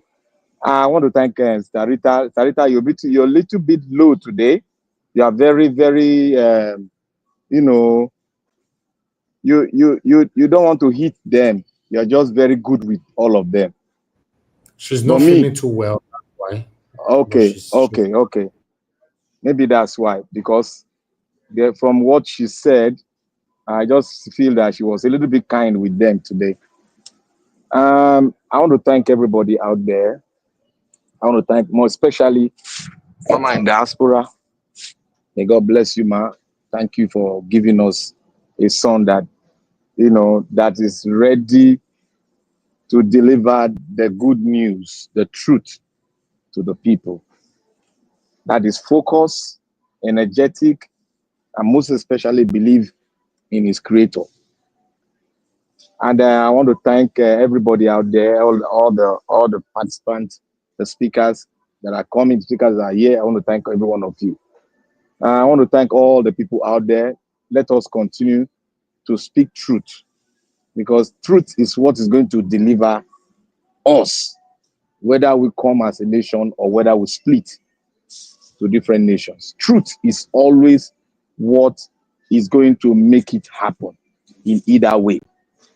Now, I will start with Edo State. What brought me here is Edo State too, because people have been like what Nigeria was presenting. Though I know it's not what he said is not this. He just wanted to present it.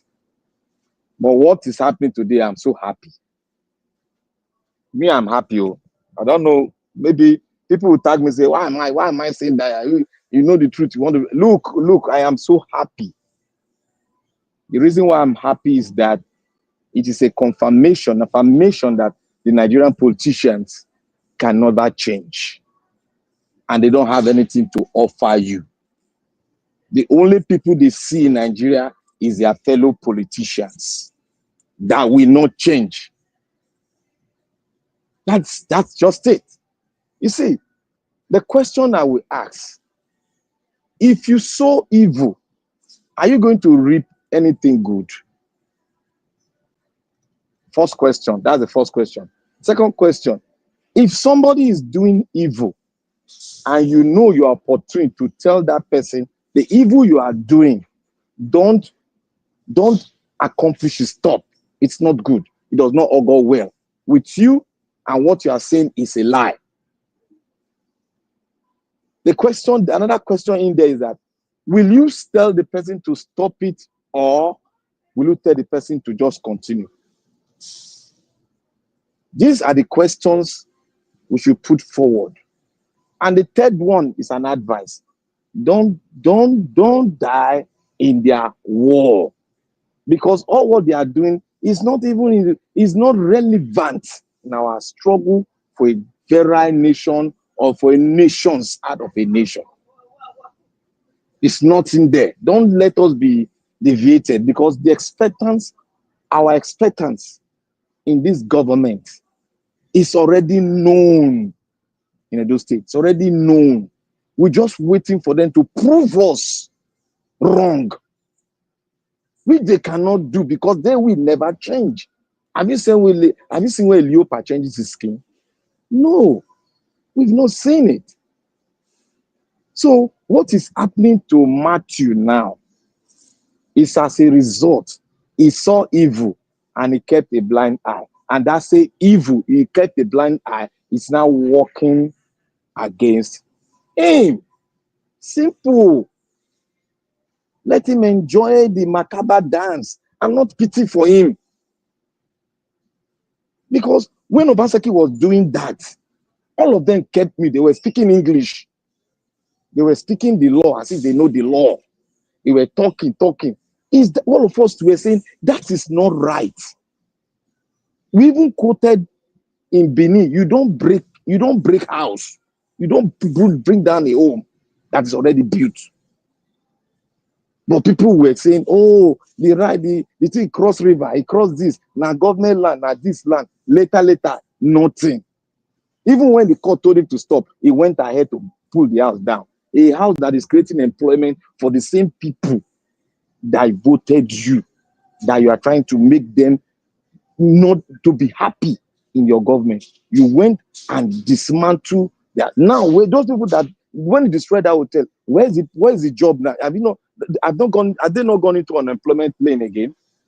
Is the government contributing or not contributing? See, let us not die in their war. Let us not die in their war at all. I know when I was in Benin, when my brother was contesting for local government position, I know all this match to them now, what they were doing, but I know if you talk and hear.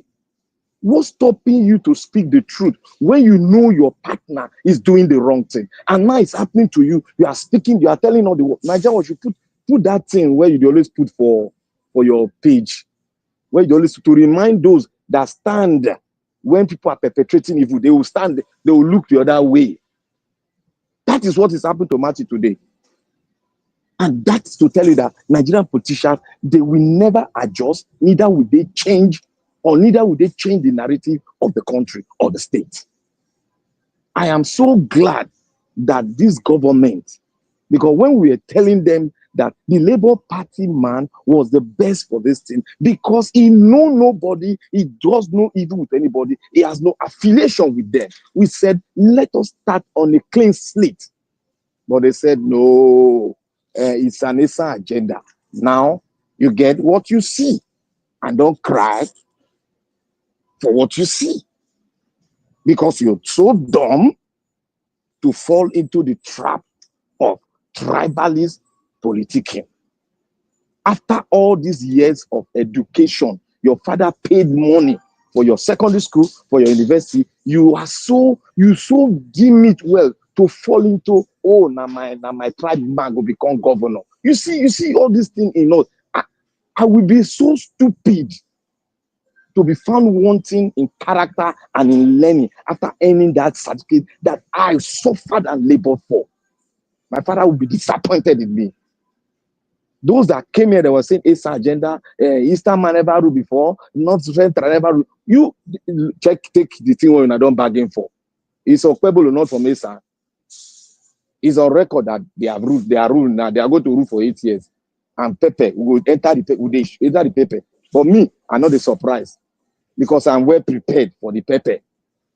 So let us put that aside. Let us go on the Arewa spoke. Yes, sir. Can I ask a question, sir? Yes, sir.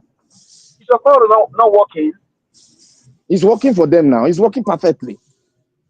Because it's continuing from where Obaseki stopped.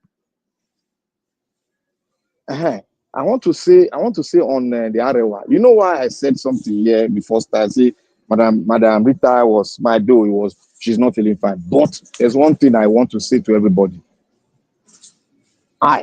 Black Panther, we never rehabilitate a terrorist group into the society. I'm just using that picture, but I'm not calling him a terrorist. I'm using that picture. You see, if we don't understand the dichotomy, the boundary, the problem within the South and the North, it is very difficult for us to see the picture behind them. You see, he came here. He didn't speak about insecurity. If you notice, he didn't speak about insecurity in the North. He didn't even take our mind back there that is what, because that should be the paramount thing in it. As an advisor, that should be the paramount thing. He should have gone to the Aso Rock to speak about it. He didn't talk about that one. And I want to remind you, you remember what that lady said when she went to London to meet Agbado on security? Agbado told him that I don't have anything for the North. Make me remember, I want to join them together. Now, this is an Arewa spoke. Before you can penetrate to the North, you have to go through Arewa or their disciples before you can really penetrate very well. Now, he did not say anything about security. He was trying to tell us that he was trying to paint the one Nigeria to us. And even went further to paint the East very well. I say, look at this now. Since the war, you have not done anything there. You have not doing anything there. And this is the same group, Arewa, that had the ideal that an Eastern man cannot rule Nigeria. I put them together because they are all the same. They have the same. They have the same plan. They know they change. That Eastern man cannot rule Nigeria. This is the spokesman for that organization. That the head, the leader, their leader that is late, that is their hero, said, if the BBC asks him if there's a position and an Igbo man is qualified for that position, will you hire him? He said no. He go and hire somebody from the West. And this is the same ideology they have been taking, reminding us. He's trying to paint the whole thing around. Look at the man, the Kano State, Kaduna or Kaduna State governor that said about something about money. That is the chief, is the man that was perpetrating evil against the Sata Kaduna. Look at the picture that is painting now. Some people have already seen them. Oh, he's trying to unite and change the Nigeria, remove this government and put a better government. That is a lie. All of them know the plan. All of them are into resource capturing. That is their plan. They are into alienating a race and put their own on it. So what he's saying, I don't want everybody to buy the idea that he's trying to speak well, he's an eloquent man, he's trying to preach Nigeria one. It's a lie. Don't let them push you. Don't let them push you to that stand. Be smart. Be wise like a dove. And sting like a bee.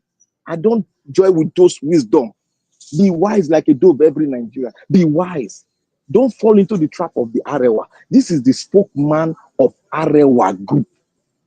The spokesman, and for life, nobody will come out for your hand.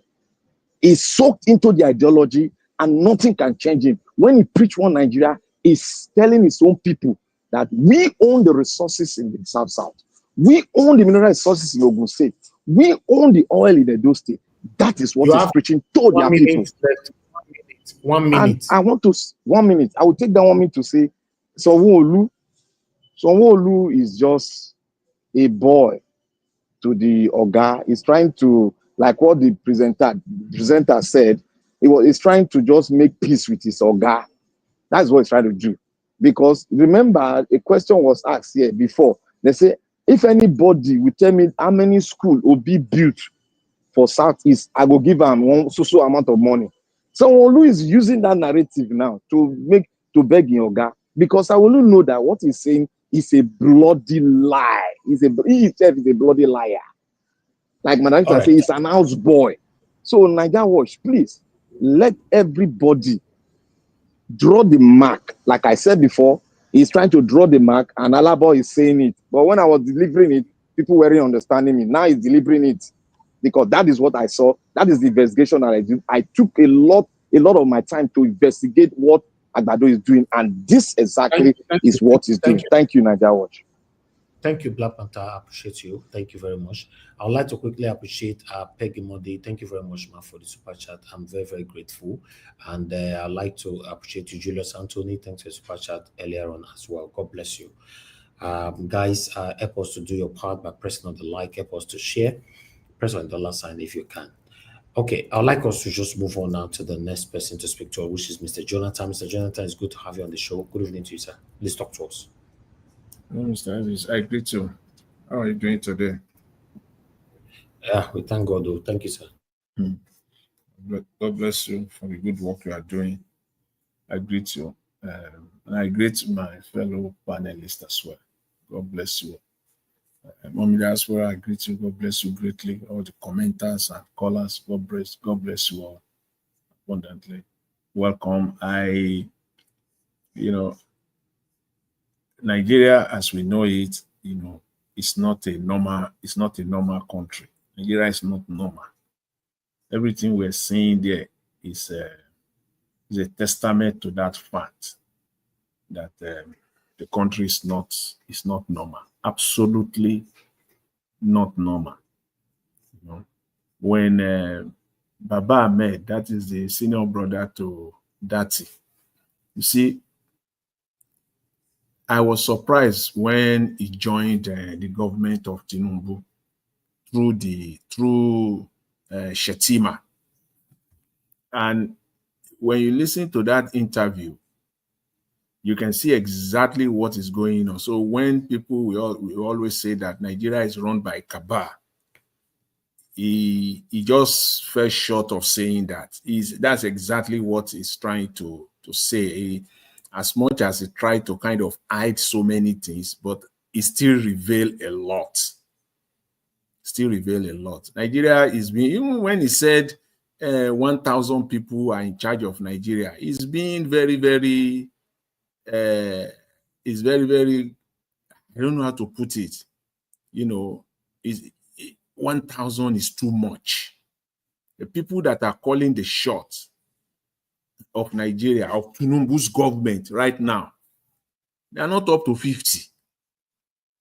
50 is even too much. You see all those appointments there, they are doing nothing. They just go there to warm seats every day.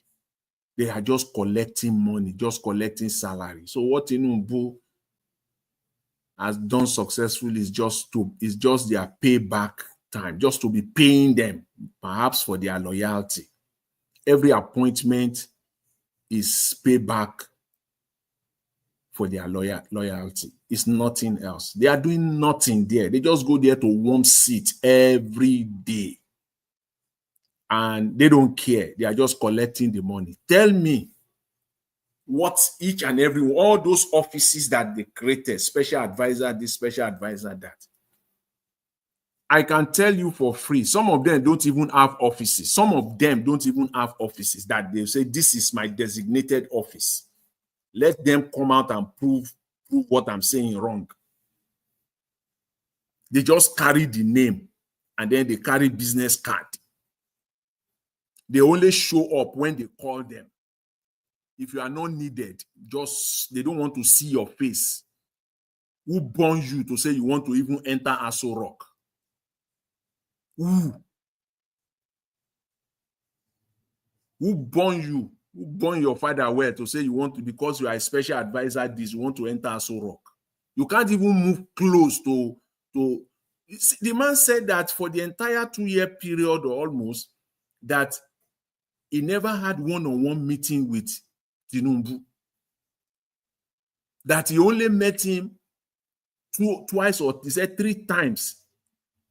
I think so, if I'm correct, 3 times. And that was even at the mosque. And they shook hands. That was it.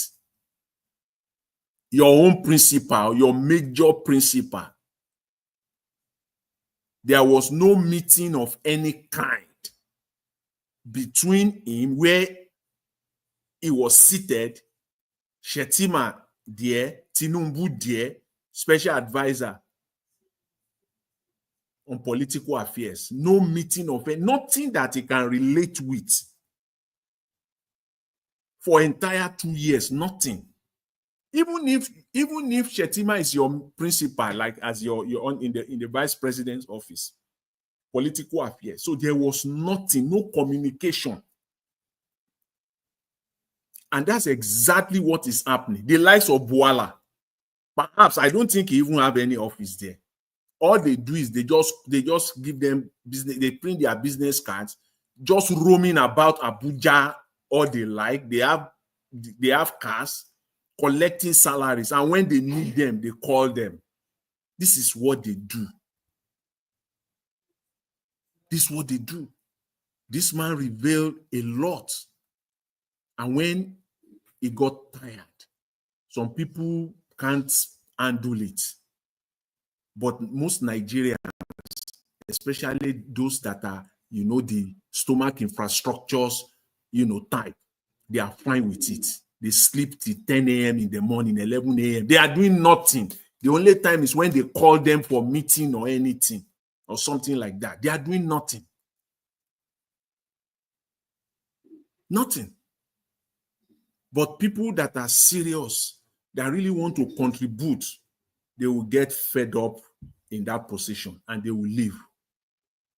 This is for a very long time.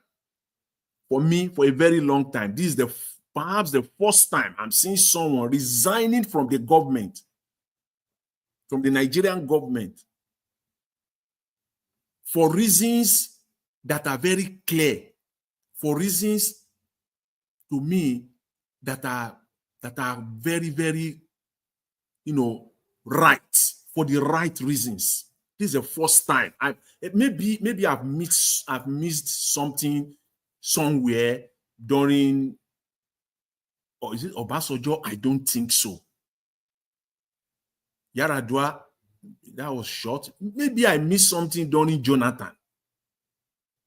Maybe people can go back and bring it out. Somebody who resigned for the right reasons, not that he shift from one political party to another. For the right reasons, that my office, I'm just there, doing nothing. I'm redundant. I'm just a figurehead. And what is the reason for me being there? My advice are not taken. I can't even have access. I can't do anything. I've never.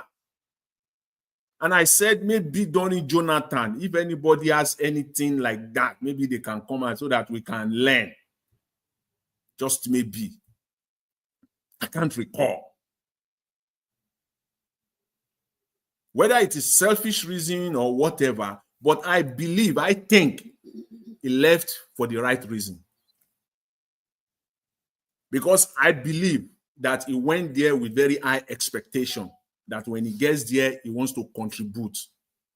Whether his contribution will now be positive for the overall Nigeria or Nigerians, it's a different ballgame. But he went in there with that intention, with that very high expectation that I'm going into this government to contribute my own, to the development. But on getting there, he was disappointed. And I think he waited and waited and waited. And then when it finally dawned on him that this is just and that's what they do for 4 years or 8 years.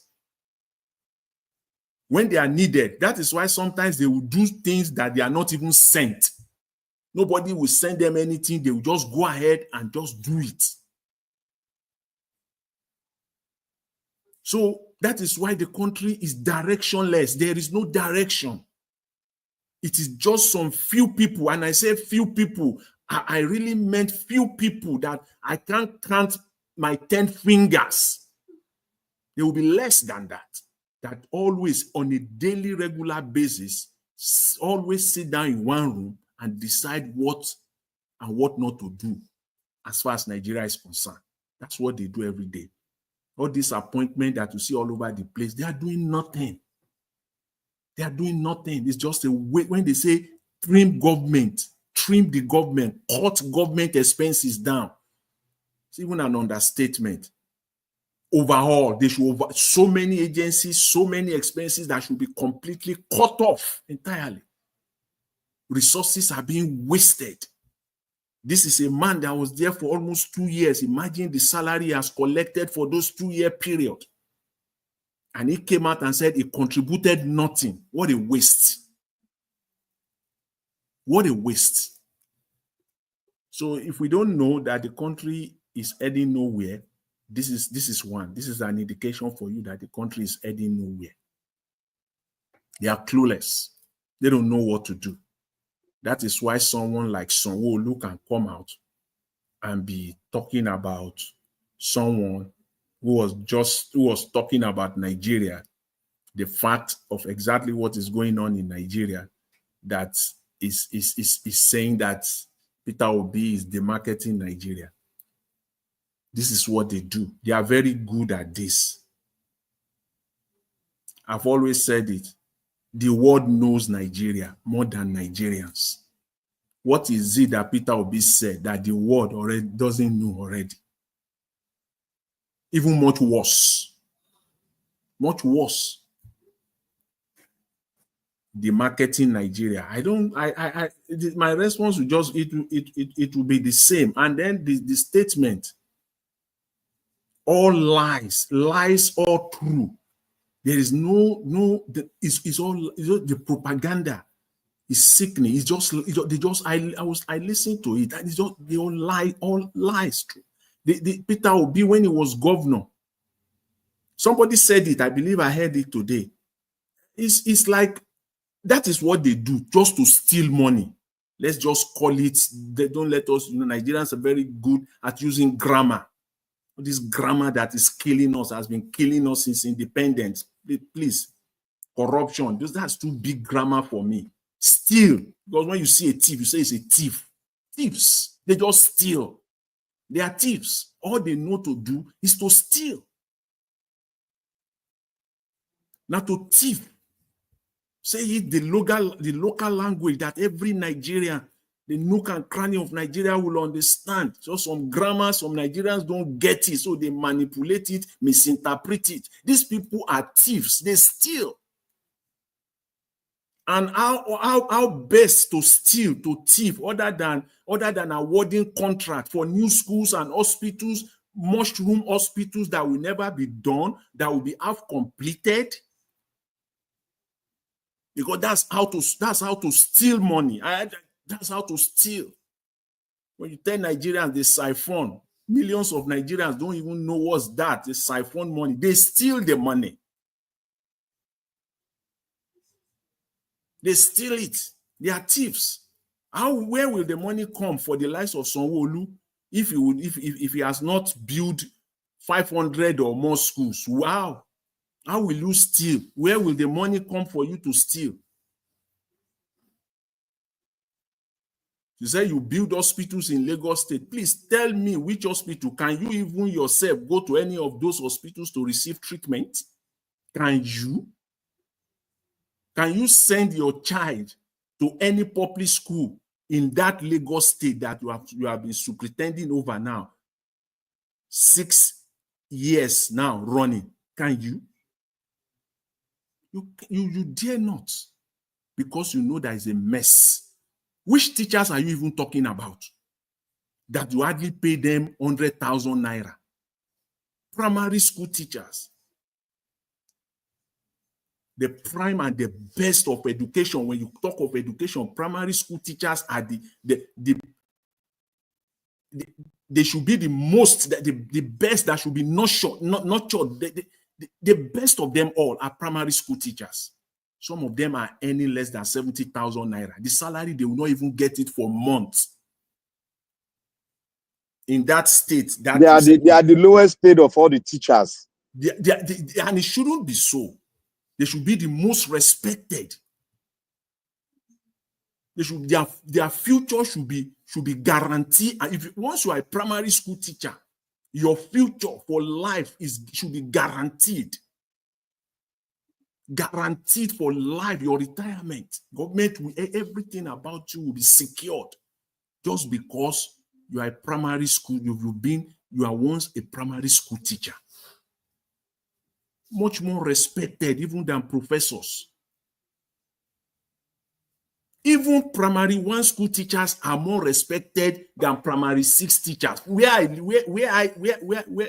live, those kindergarten teachers, primary 1 teachers, they don't put anybody there. They are well-experienced people that they put there.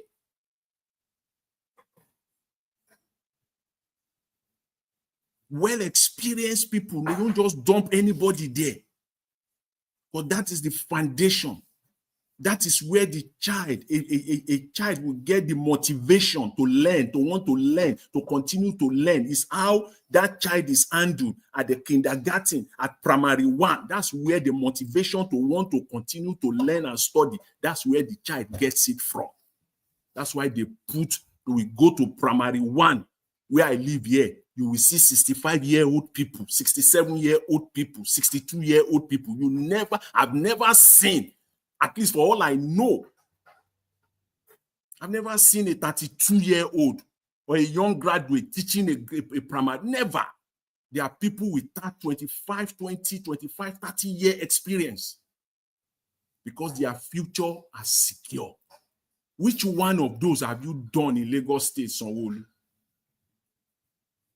The statement that you put out is all propaganda.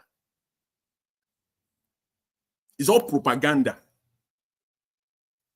And all full of lies. Because Peter Obi did not embark on new construction of school because he was not ready to steal, to thief. The way you have been doing in Lagos State. You need to award contract for new schools so that there will be avenue to steal and to thief. That's it. Why not focus on the existing ones? Those mushroom schools that you call schools and teachers that you cannot even be proud of. You yourself can't be proud of them because you are treating them as if they are not human beings. You still open your mouth and saying that somebody... See, you don't need to go back. In Anambra State, there is this thing they call Millennium Development Goals. There was a reason why Anambra State moved from number 26 to number 1 in Lagos State, in Nigeria. There was a reason why the highest enrollment, the entire Nigeria, Anambra was the highest state. Was the number 1 state in enrollment during Peter Obi's period as governor. There was a reason for that. There was a reason why all the millennium, the 5 of them, the 5 millennium development goals, why Anambra was the only state that met all those 5. Go and ask the former Minister of Education, Madam Ezekwesili. She will tell you.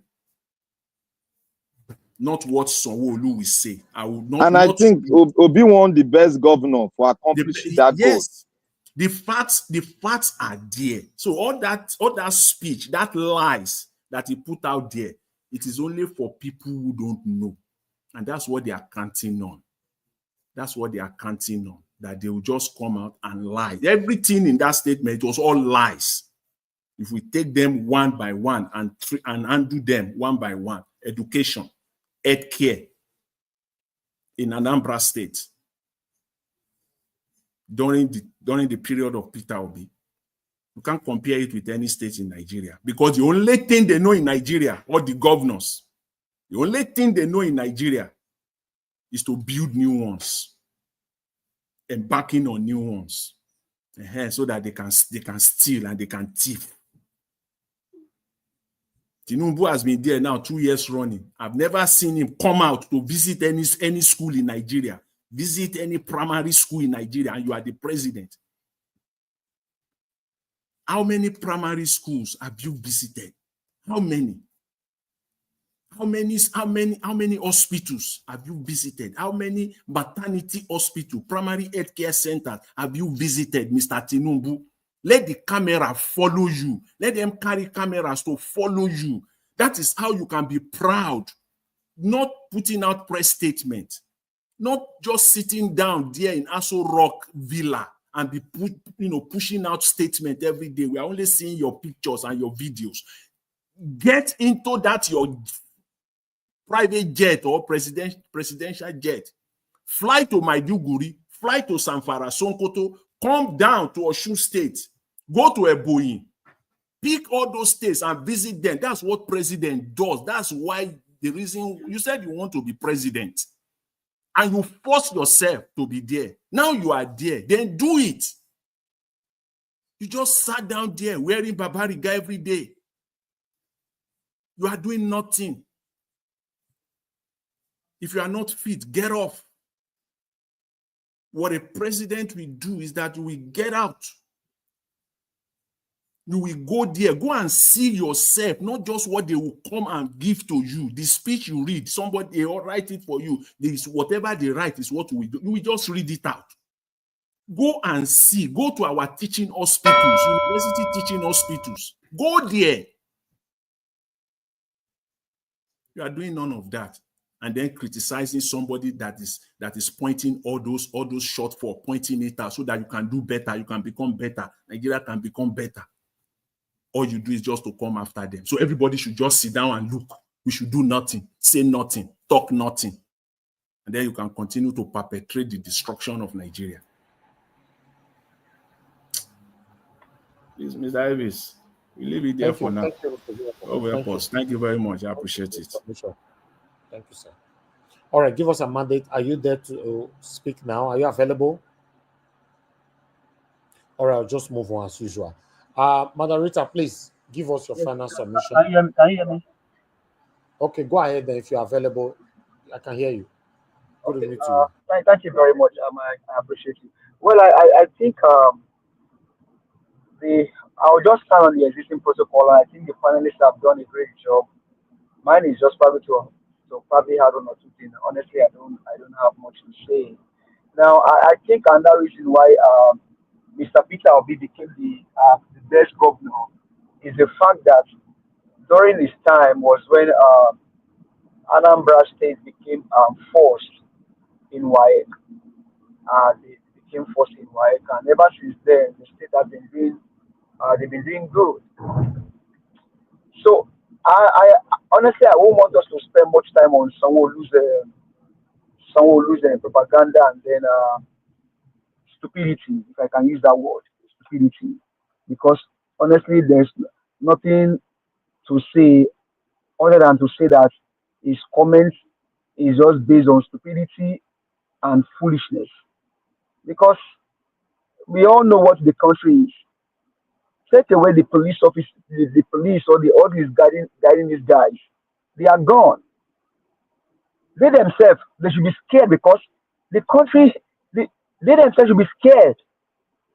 As a governor in that country today, they should be scared. They should be scared themselves, because there is insecurity in the land created by them.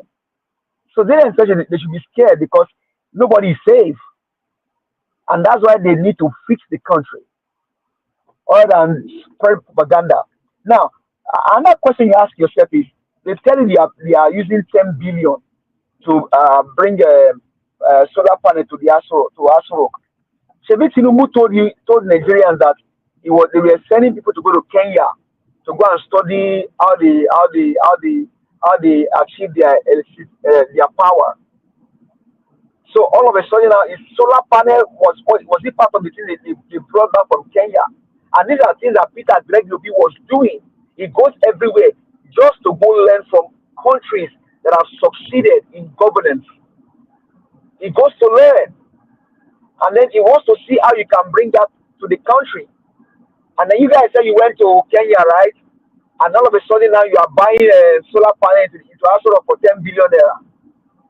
So it's just propaganda and stealing and looting. It continues. It will never end. In as much as these guys are there, nothing good can happen. Now on that, on Baba-Ahmed, I would not want us to fall a victim of maybe a mind game. Now, after all he said, did you hear him say that, okay, let us all come together and support a Southeastern president? after all that he said, did you hear him say, okay, let's come together and support a Southeastern president? He still went back to the North. Whenever he doesn't favor them, whenever they are not pleased, they go back to their caliphate. I mean, during the election, we know what he said about Peter Obi. During the election, we know what he said. Muslim ticket was shown on the face of Nigeria. What did he say during that period? There was nothing good that came out of his mouth there. So one thing is, once the caliphate is not happy, they know who to send. I mean, he's eloquent in speech. If he can say that, so they send him because they want him to go and speak Queen's English. It's not different from them. So I don't want Nigerians to fall victim. Whatever might have happened to him, they took him to EFCC office. Hey, that is the fruit of your labor. That is the reward of your satanism. That is the reward of your evil. Because you know well, you are educated, Baba-Ahmed. You are educated with the way you speak. You are educated. You knew well that Peter Obi was a Bible candidate for Nigeria in the last election. You knew it. You knew it. But what did you do? You were satanic. You were evil. You were demonic. So now Nigeria should not pity him. In fact, Nigeria, don't pity him. Do not pity him. He knows what he's doing. Whenever they are not happy with the state of the nation, they begin to throw tantrum. I will be glad to see him come and speak and say, okay, you know what, Nigerians, let us all come together and look for a vibe. Let us all come together, rally behind Peter Obi until he becomes the president of Nigeria. But will he say that? No, he will not. He knows what he's doing.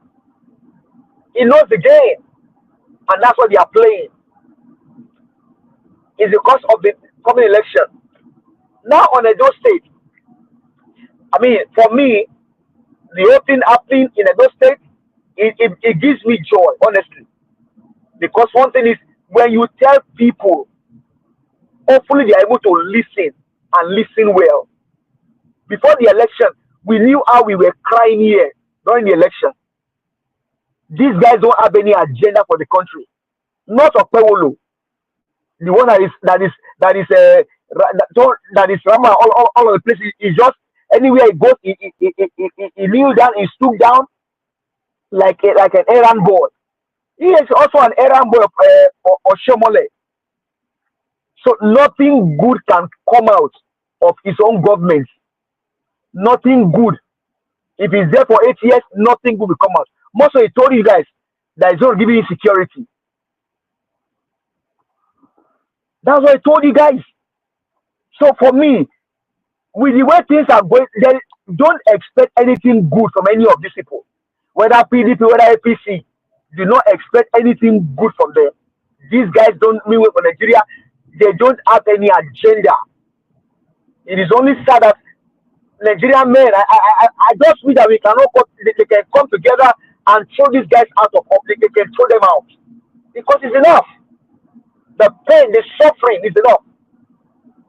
If these guys, if they mean well, I probably will not be telling you that Nigeria should learn from Pope. That poverty is not a crime. The Pope is not a poor man. Most of you took a part of his own. A part of you are talking about the Pope. How about you, Fabio? What kind of life are you living? People are dying in your country. People are suffering. What have you done? What have you done?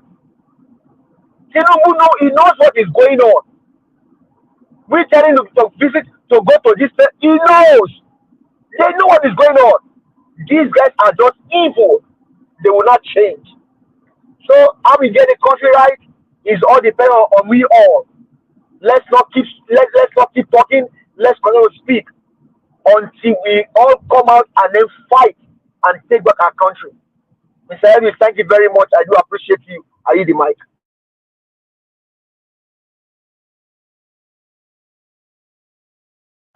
All right. Thank you very much. Give us a mandate. Thank you for your submission. I appreciate you, my brother. Thank you. We have White Panther joining us today. Thank you very much, my brother. Good evening to you. I beg talk to us. You are not available. My brother, my brother.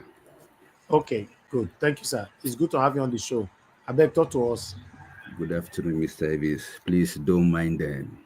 Don't mind them. All of them. Don't mind them. Just be calm. We are going to reclaim our country by the grace of God. First of all, I want to greet every one of you in the panel. My sister, Madam Rita Adams, Black Panther. Give us a mandate, my brother. Then Egbomi, Dr. Professor Jonathan Kingsley, I hail you, and all the other people in the comment section. I greet every one of you as usual. Thank you for the well done job you guys are doing daily. All right.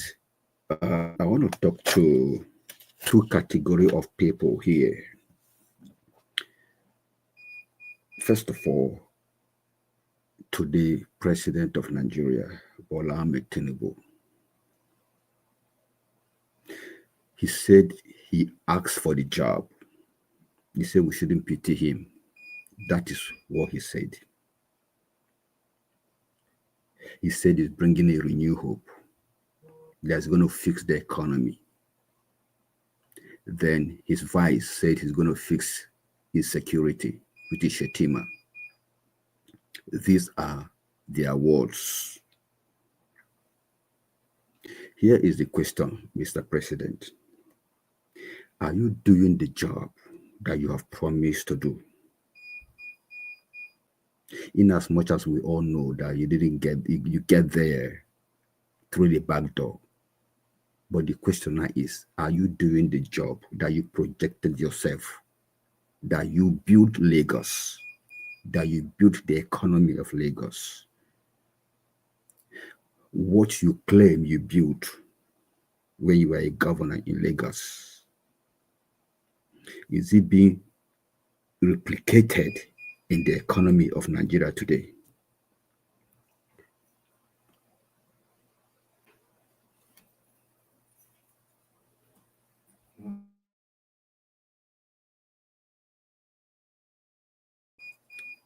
This is a question that is directed to you, Mr. President. Then Shetima, the insecurity in the north. How is it that now that you're a vice president, the security situation is getting out of hand? Why are you so silent? And people are dying. And you call yourself a vice president?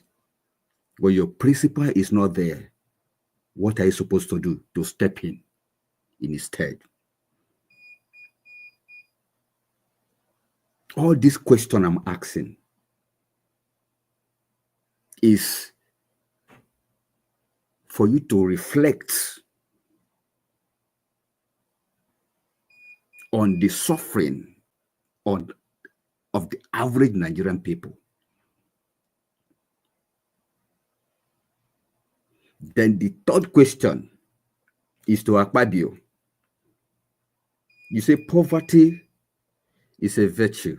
My people, is there anything glorious or anything virtuous about poverty? Even God himself knows that poverty is nothing to reckon with. It's nothing to do with, so to say. The scripture said, because he hated poverty so much, he was so rich, he had to replace it. He had to exchange it. Gave us his riches in place of our poverty. That is how God hated poverty. And yes, somebody is saying poverty is a virtue. It's not a crime. Okay, let's switch it. Let the table turn. Give us whatever you're enjoying today, just for 1 week. The average Nigerian give you what they are passing through today, Mr. Akpabio. Then let's see how it tastes. That's for the elite. Let me come back to the average Nigerians, people like you and I. Nigerians, please, if you cannot remember anything about 2023 to date, please just look back and remember this young person, this man called Jesu Tega Onokpasa. How he came to the media fighting tooth and nail, saying all good things about Mr. Tinubu. APC must take power from PDP. Just barely 2 years now. Today, as we speak, the same Jesu Tega Onokpasa is like a shadow of himself. Check the few days media interview with the Arise or so, and hear by yourself what the guy is lamenting today. So the fight to recover Nigeria is a fight. It's not even the fight of coalition. It's a fight of average Nigerians with APC. Because coalition is already having some higgy guy who's going to lead and all that. That is going to be a power tussle. We are looking at average Nigeria across board. North, east, south, everywhere. Average Nigeria will be the people that will determine what is going to be on 2027. So if we are not going to leave the fight in the hands of few Atiku, few Obi, few El-Rufai, no. The fight should be the people against these satanic people. It doesn't matter those that are decamping to join them. It doesn't matter. Like I said earlier, don't mind them. They are all the same. Buhari ruled 8 years. How far? Has it not gotten better? The answer is no. Good luck tried within his 5-6 years or thereabout. How far? Though the economy was somehow, manageable compared to what you have today. But then has the country generally gotten better? The answer is no. And now, he came in through the back door and Nigerians allowed you in court, because on that very day that the Supreme Court was declaring you a winner, that was the very time that Nigeria would have taken their destiny in their hands. But they allowed it. And now you are busy shuffling between France and London. People are being spy in your country. You're busy sending somebody that is facing with a rectal problem to represent us in a Vatican. What a shame. What about the thousands of people that are dying? Have I seen Akpabio there? Have I seen Shetima there? Have any Nigerians seen the Agbadorians there? At least to show that these are human beings. You only rear your ugly head when you needed vote. That's what you show. You show your face. What a shame of leadership style. What a shame of criminality. Even somebody want to stay, at least stay with some dignity. But this one, you steal it and you rub it on our face. Well, we are watching. 2027, I guarantee you, Mr. President, You heard Baba-Ahmed has said it. Go and rest. You're old. Go and rest. Allow those of us that were still vibrant, that will bring about blockchain knowledge, artificial intelligence knowledge, how to navigate the system with recent reality that on ground, the world is becoming a global village. You're busy speaking English. Say they should come and invest in a country that is dying. Do you think people don't see what is happening in Africa or in Nigeria, to be precise? What kind of investment can even me in Nigeria cannot invest in my country? Why? Because it's not secured. You want us to protect the country? How? How do you want us to protect it? Thank you. Thank you. Thank you for the time. Thank you very much, Sawa Panta. I appreciate you, sir. Thank you for your time with us today. Oga Alabo, it's good to have you on the show. Please, I'd like you to talk to us. You have 8 minutes. Good evening to you. Thank you, Mr. Niger Watch. Thank you, Nigerians. Thank you, the panelists. Thank you, Mommy Diaspora. Thank you, our backroom staff who are making this program a possible one. God will bless every one of you. I talked earlier about the behavior of our leaders, and I mentioned a lot of things, the strategy they are bringing to distract Nigerians, which we all must be careful, because these people, the whole essence of those narrative is just to kick credible people who wants to come out from the south, neither north, to kick people out, leaving Nigerians with only two options of maybe ugly head of people as it used to be, Buhari and Atiku, or Atiku and Tinubu, all those kind of narrative. But Nigeria, we have grown above those ones. They can't come to deceive us anymore. So the battle, I will still keep saying, it is not between the north and the south.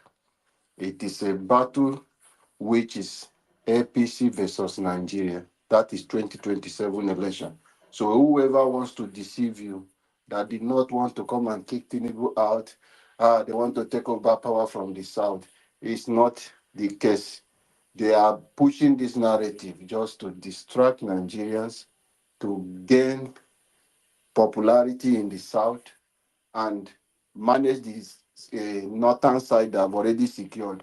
Because when they begin to talk about these things, go on the street and ask a lot of Nigerians. They will explain to you, they are beginning to buy into this their false narrative, which they are pushing. Because they are looking at, if the North wants to come, we are going to lose. Then they are pushing another narrative. If Peter will be coming today, another Southern president, the North will feel, this is 8 years. This is going to be 8 years. So nobody is thinking of the positive aspect of it. Are we thinking about the Nigerian project, or are we talking about North and South? So we have to condemn and see anyhow we can block this false narrative, not to go to people before they will carry it and begin to distract us from focusing of removing bad leaders, the bad egg in governance. That is the problem of Nigeria, is the corruption that have sunk into our political class. That is the problem of our country. We need people. That is why I always talk about electoral reform, that we include all those things that can make our selecting process to be transparent. That is very important. We are not just talking about electoral reform to make it that we can go and vote.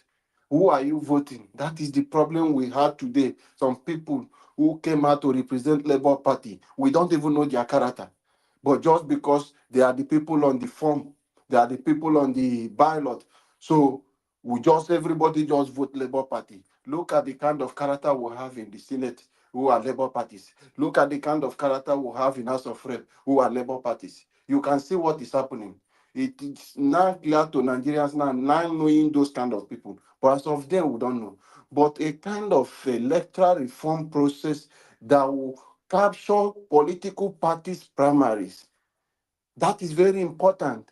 Where one man will not be sharing dollar to delegate to buy everyone just to get there. It will be a selecting process where the selection is going to be. I know you, Mr. Niger, was you reach your family. I know you reach your place. I know what you can do. And people will come to vote for you for that primaries. Your political parties will vote for you to pick the ticket, not because somebody has so much money to beat you out, irrespective of your good character and the things you have done for your people. So those are kind of things we are going to look into, because that is where we always get it wrong. If we don't get it right from the political party steps, we are going to live with no choice for the bad people, where you will have, okay, let's vote. You are just voting the same wrong people in place. And when they get there, they can't do anything. But if we get it right, and we have a better people as the National Assembly, we will have a better system where each of them will checkmate themselves. The executive will look into the activity of the legislative arms. The legislative arms will look into the activity of the executive. And both the judiciary, all of them will monitor each other. And you will see that checks and balance is going to come in. Like what happened, let me use example. I'm not saying they are just too perfect. During the, I think, 8th Assembly, or something like which Bukola Saraki was the Senate president, because it wasn't in good times with Buhari, there was a little balance. Some of the loan requests, Buhari will come without a plan. The people will say, no, we can't approve this. Why do you want to do? They will question. Have you ever seen anyone today question Tinubu for any loan request? What do you want to do? The previous one you have done, or your budget, you have not completed even 30%. You are bringing another appropriation bill again for this year. So not anything of check and balance between the listing. You can see what happened then during Bukola Saraki. It was a tough thing, and Nigerians were very happy with that process. As soon as Ahmed Lawan entered for the second term, they pushed Bukola Saraki them out. Everything scattered. That was when they became a rubber stamp. Akpabio came now. It becomes the second. That is the most rubber stamp as of as the National Assembly. But if we get it right from the primaries, party primaries, we will get the right people who will go there and do the right thing. If the legislative arms is working in Nigeria, President Tinubu will be on his foot. He will be on the run to do what Nigerians want. But because we have a fair National Assembly, that is why it's not working. So we must be careful. We must push for this electoral reform where we will get it right. An independent candidate will be there, because it is allowed for any political party to Mr. Alabo, push. Yes. they've already started the electoral reform. Yes, we are calling for it to go on. It is not about starting. No, I said Black they've already Panther. started. INEC is on a retreat on electoral law. Yes, I understand that there is a delay strategy. They will say they have started, but that process might just be something that you will see just hanging at the window. Then at the end, President Tinubu will be say it is too close for him to sign it into law. So we want it to carry everyone, not for them All to right, thank you, Mr. make it Alabo. the same way Tinubu do our national Mr. anthem. Alabo, They should thank do the you. electoral process that Mr. way. Okay, Alabo, thank you, Mr. hello, Nagawash. hello, Sorry, hello, sorry. hello, hello. Mr. Sorry, Alabo, sorry, I can you can hear hear me, you. please? Yes, I can hear you now. Thank you, thank you. If I'm Sorry about that. stopping you guys, please just stop, please. I give enough time every time here. We are using energy here, please. Thank you, sir. Mr. Dua, please talk to us. 8 minutes. Good evening to you. Good evening, Mr. Nanjawash. Good evening, everyone in the panel. Good evening, Mommy Diaspora. Good evening, commenters, listeners, and viewers. I thank you all. Well, Muhammad, whatever they call him, the secretary, I'll be special advisor, just resigned from this government. Well, it's good. that people are still letting us know that all their effort and support of the APC to deceive Nigeria, that APC is not what they think, how it will look like, and that is how it's not doing for us. Because these are the people who said, Peter Obi is not worthy to be a president, or the Southeasterners cannot lead Nigeria well, they will divide the country. Today, they are now resigning for the government that they were clapping for. Tinubu, I will praise you on this because the hungry is really touching everybody, even those who support you, those who even rig the election for you, and those who did not vote for you. The hungry is touching everybody. For this, you tried.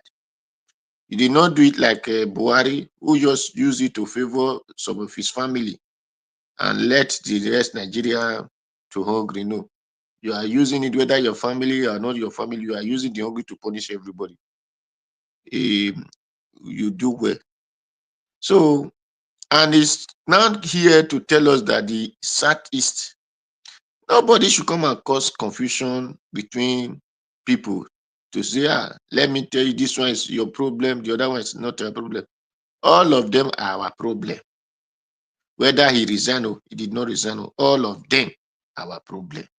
Because they were the one that worked with Buhari that caused this problem we are really facing today. Because it was the strategies of Buhari that Tinubu is following. And that is why because you do not just complete a house without starting from the foundation. And even the coalition that they are preaching, shouting to here and there today, the people that are doing the coalition, thank God that this man said one thing, that the people that are holding this country ransom, the politicians, they are not up to, I think, 2,000. They are not up to 2,000. But they are the one who is the hem of affair, according to the English. Who are the leaders? Who are the governors? Who are the senators? Those are the people that the world know. And those are the people who control whatever that go on in your country. So him is included. It's among those who are eat from the table of the same destruction that we are facing today. So whether they want to praise one side and say, this side have not, now, so that everybody will not say, this man is good. It's not good. It is among them. The Baba-Ahmed, whether Baba-Ahmed is what they call him, he's among them. He is not good. So I will never sing the song, then I start praising him. No, I will not praise him. Let us to know that what they call Kaaba, the Kankos, or what they are their secret court society, that they are using the one paying Nigeria. So it's painful to me that Nigeria will not still wake up. The real truth of our solution is if we wake up. They said they start this reform. INEC have just started. But VDN, I just watched video now who said that the INEC have a permanent of people can vote without this thing card, vote PVC. I was asking, how would that one possible? You want to vote without PVC? Are you going to go there to operate, or are they going to count people online? Or are they going to vote with band card, whatever? Well, so we don't know please, the reform that they are reforming, let them put it before us. Let us know what they are reforming. And if it is the one that will not favor us, so that we can shout for that now. Because INEC reform without electronics, that they will not still have bypass to announce whatever they want to announce, it will not work. It will not favor Nigeria. So any reform that they reform without the Nigerians say, yes, go ahead on this, will not be a favor of Nigeria.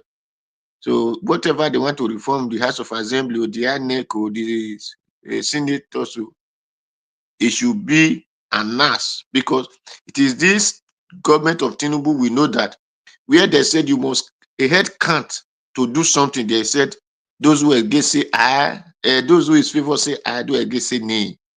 The same people that say aye, the same people say nay. They say the aye have it. And whereby you have to count on head to confirm if this person say challenge or support. So any reform without the Nigeria approves, it will never be favor of Nigeria. Then the worst part is the court, the judges who supposed to be father. They are now turning themselves to be slave, because a father is the one who make a child to go and steal. A father is the one who will make the child to know that stealing is bad.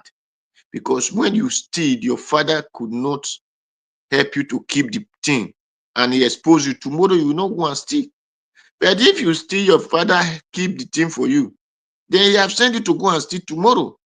So the judges are the main problem on this our elections and this our country. So if the judges really are doing their jobs, or those who call lawyers who said they read law, if they are really doing their job, they're supposed to be interfering in this ANEC reform, in the House of Representatives, in House of Assembly. Judges supposed to be giving them what they want that will benefit the Nigerians.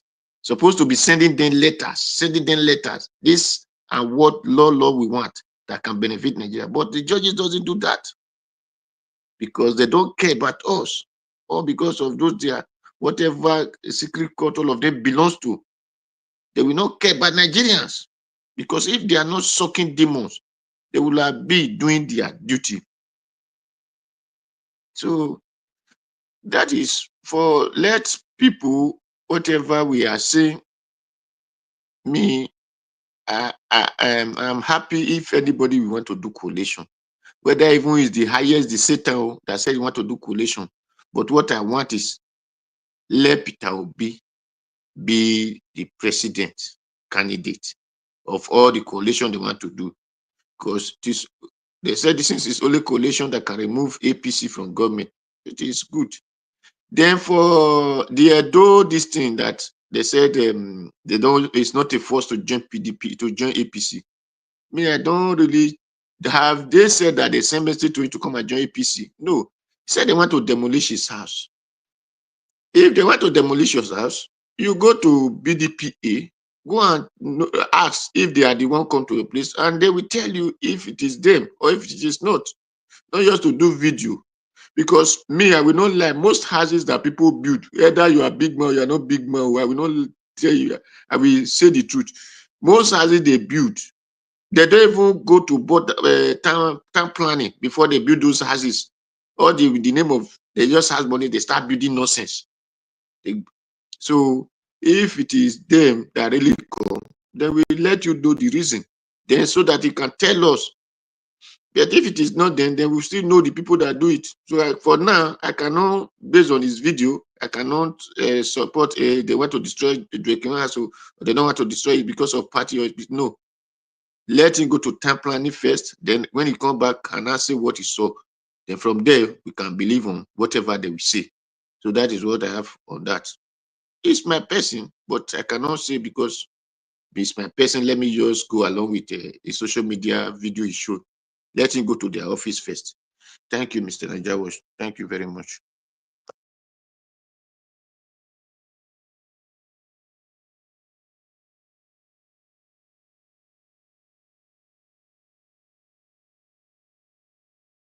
Mr. Najawash, are you there? Yeah, I'm here. Thank you very much, Mr. Dua. Thank you very much. Good evening to you, and thanks for your wonderful submission. Okay, I guess everyone on the panel have given their submission. We need to have our final submission now so that we round up. Madam Rita, thank you very much for your long wait. 2 minutes, final submission. Let's give it to us. Thank you, Mr. Elvis. I don't have much to say, just that I still believe that voting in 2027 is a waste of time.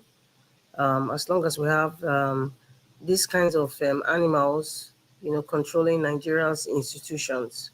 So what is the point? If they want to have a coalition, well, that's fine. But also know that in this coalition, who are the people participating in? Are they the likes of what's his name, El-Rufai, or are they the likes of people who are going to betray? You know, so I don't know. Mr. Elvis, I just want to make a request, please. If you can invite to Mr. Tony Naji, I really, really want to hear from that man about his opinion about 2027. But however, I do not believe in 2027 coming out to vote, getting any PVC. I do not believe we're just going to get a headway, because we still have external influences that will continue But to. Tony Naji is not supporting Peter Obi. You are aware. I know. I know. You know, because his perspective is, what he has said. You know, when you brought him to this show, was exactly what we're experiencing now. And he even said, even the 2014 confab is not even the solution to Nigeria's problems. It's not. We need to go back to the drawing table. Well, anyway, that's just what I have to say. I know some people might not be happy, but it's not about whether to make you happy or not of what I'm saying. But I have personally thought about it, looked left, right, center, and in terms of the electoral process. Okay, they changed the electoral law. You know, how is it going to change the kinds of human beings that are manning these institutions? I think sometimes we also need to know that any process that we select or make into law, it is human beings that are going to implement these laws. Who are the human beings implementing the law? To change the law is one thing, to implement it is another kettle of fish. Anyway, that's all I have to say. Thank you so much, Mr. Elvis.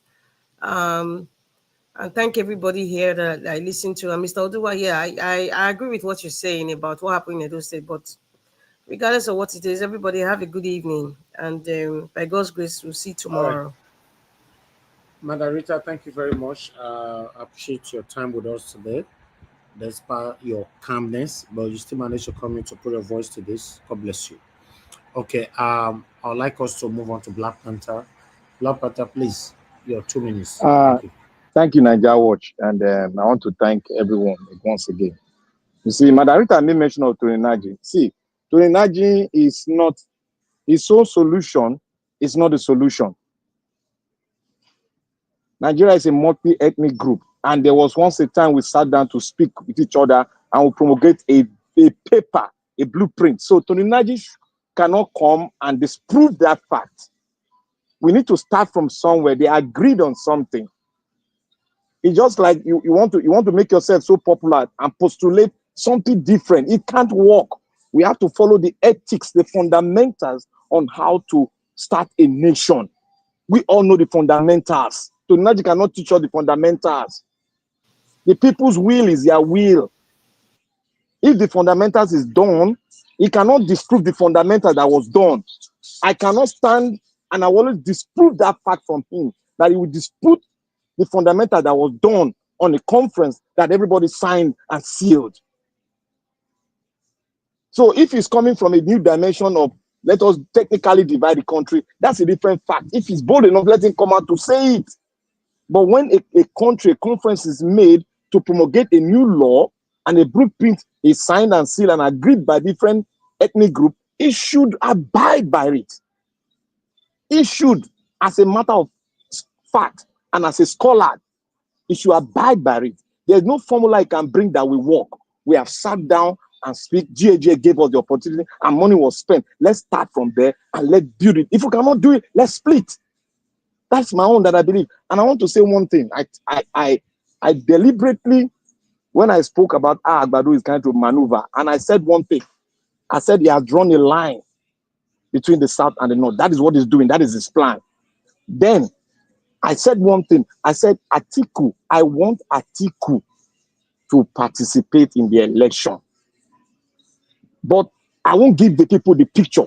But when he say he wants to participate, then the picture will be made known to every one of us who will see what I saw when I was looking at history. And I want to thank you, Nigeria, once again. May God bless you. Thank you. Black Panther, I appreciate you. Thank you very much. Okay, I'd like us to just move on to Mr. Jonathan. Mr. Jonathan, please, for there, your 2 minutes. Hello, Mr. Elvis. There is nothing much to say right now. Let me just let me leave it there for for today. Like that, you can move on. Thank you very much. I just Thank want you. to say that the only thing I just want to say is that, you know, in my adopted country here, yesterday was the election. I saw democracy at work. You people have elected a liberal, isn't it? Yes, but Yes, Hey, I love even Canada. Polyev doesn't have a seat now. The opposition, he has yeah. been kicked out of his seat. So I'm happy because again I saw that the power Okay. belongs to the people. It is the people that has the power. But it has always been like that. Is that a surprise? The people has the power. The power belongs to the people, not Yeah, Mr. that's not a Najawaj, surprise, any Jonathan. politician. Mr. Najawaj, it's a surprise for Libra to take all the seats. No, taking all the seats is not the issue right now. The election have always been free and fair. Yeah, that's it. That's it. I So you that's know what what we're I saying. did for the purpose of Exactly. Niger, for the purpose of Mhm. Niger Watch. You know what I did when I entered the polling station yesterday? I timed the time that I didn't count when I park at the parking lot. I just count the time that I stepped Okay. into that hall to the time that I cast my vote. It was 1 minute 36 seconds. 1 minute 36 seconds. I cast my vote, I get out. That's democracy at work. I hope we will get there one day in our country, Nigeria. Thank you. We also over here, we're going to change it November next year. We're going to change it.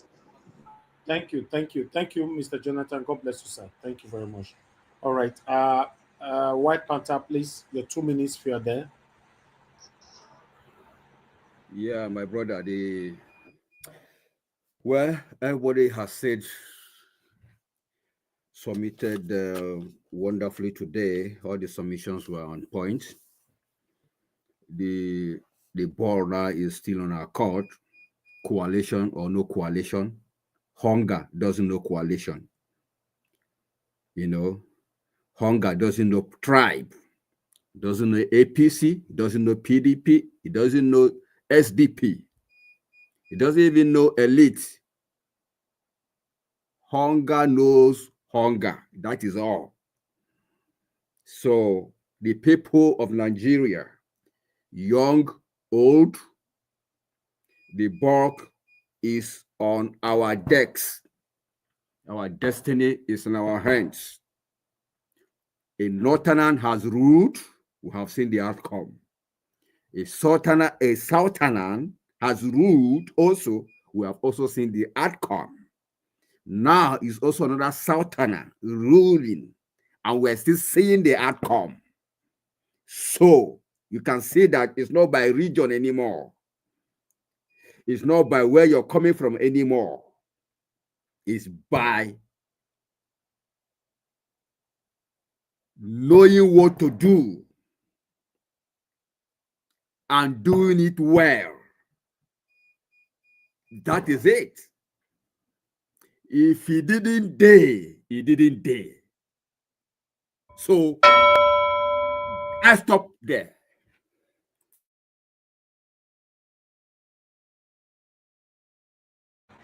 All right. Thank you very much, White Panther. Thank you, sir. I appreciate you. Please for coming in today to put a voice to this. I be not taste more for the past 78 years that you never joined us for here. Thank you, sir. Okay. I would like us to move on to Mr. Oduwa. Mr. Oduwa, your 2 minutes starts now, sir.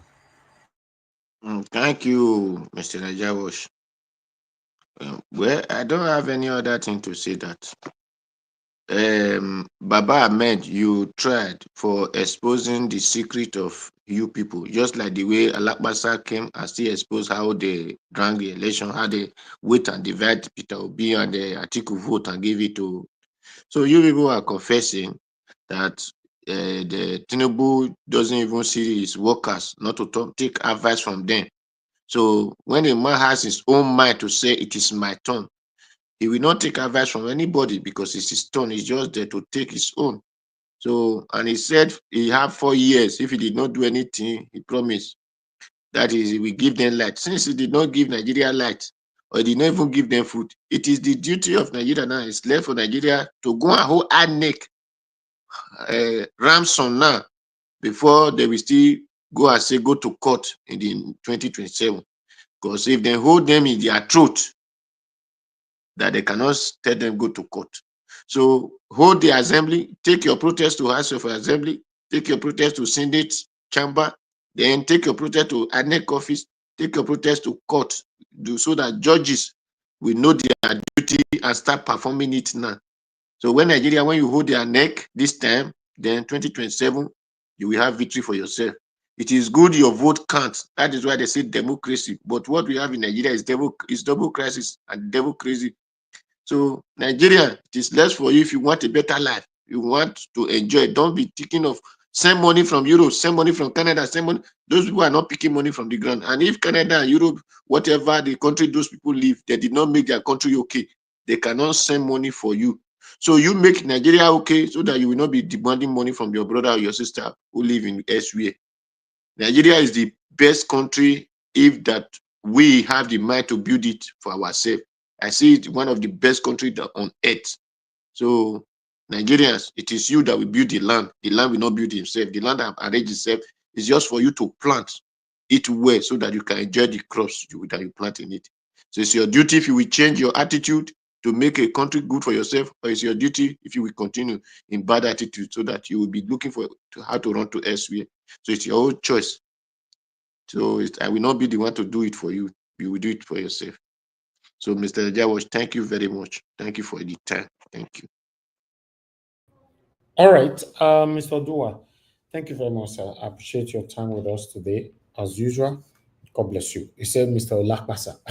He don't be Olakbasa. He don't destroy that map, the name finish. Olakbasa. Onokbasa. Okay. All right. We need more confession from this satanic set of people. But nevertheless, let's hear from the next person so that we can round up.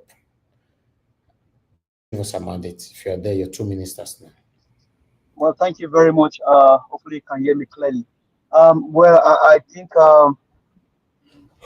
if I would need to advise Mr. Olokpasa, it is better for him to go and check his health.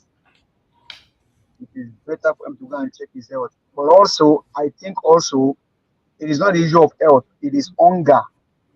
Mr. Olokpasa is very, very hungry. Because if you look, it's not too far from when did we have election? How many of us here have lost weight like Mr. Olokpasa? I think it's hunger.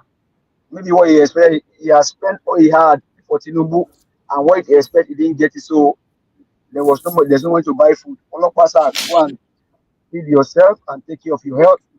Then when we talk about INEC reform, they are already working on reform. See, Madam Rita, thank you very much. When Nigerians don't listen, it becomes a problem. You believe that these guys, you believe that the election next year, people should go and vote. Well, I will not be among that will ask Nigeria to go and vote next year. And if you think that the electoral reform they are doing now is in your favor, watch and just wait. They will still dangle it on your face. All we need, these guys don't understand simple language. All that we need is force. Devil and Satan, demonic agent, don't understand gentleman language. What they understand is force. And so let force be applied on them to get our country back. Then we can now all sit down and begin to think of the way of the path forward. These guys will not change. Don't forget that before the last election, there was a reform. You forget Lawal? Don't forget there was a reform in the last election. They told you that INEC has the power to decide which way they will conduct the election. They will keep dangling it in your face. Nigeria, we need force. Ballots will not do it for us. Thank you. I don't support next year election. I will not ask you to go and vote, Nigerians. We need force to get it right. Until that force is applied, nothing else changes. Thank you. All right. Thank you. Give us a mandate. I appreciate your time with us today. God bless you. Okay. The last person on the panel is Mr. Alabo. Mr. Alabo, please unmute yourself. 2 minutes. Mr. Najawash, give us our mandate. I don't know. Ballot will solve this our problem. Or I don't know the force on our want. We will win our country. We'll get it back from the criminal element through the ballot. Oga, Mr. If I can quickly just interject for maybe 5 seconds. You and I were here when Fubara was to be kicked out. I know what you said. I have not seen any different thing. For how many months now Fubara has been kicked out?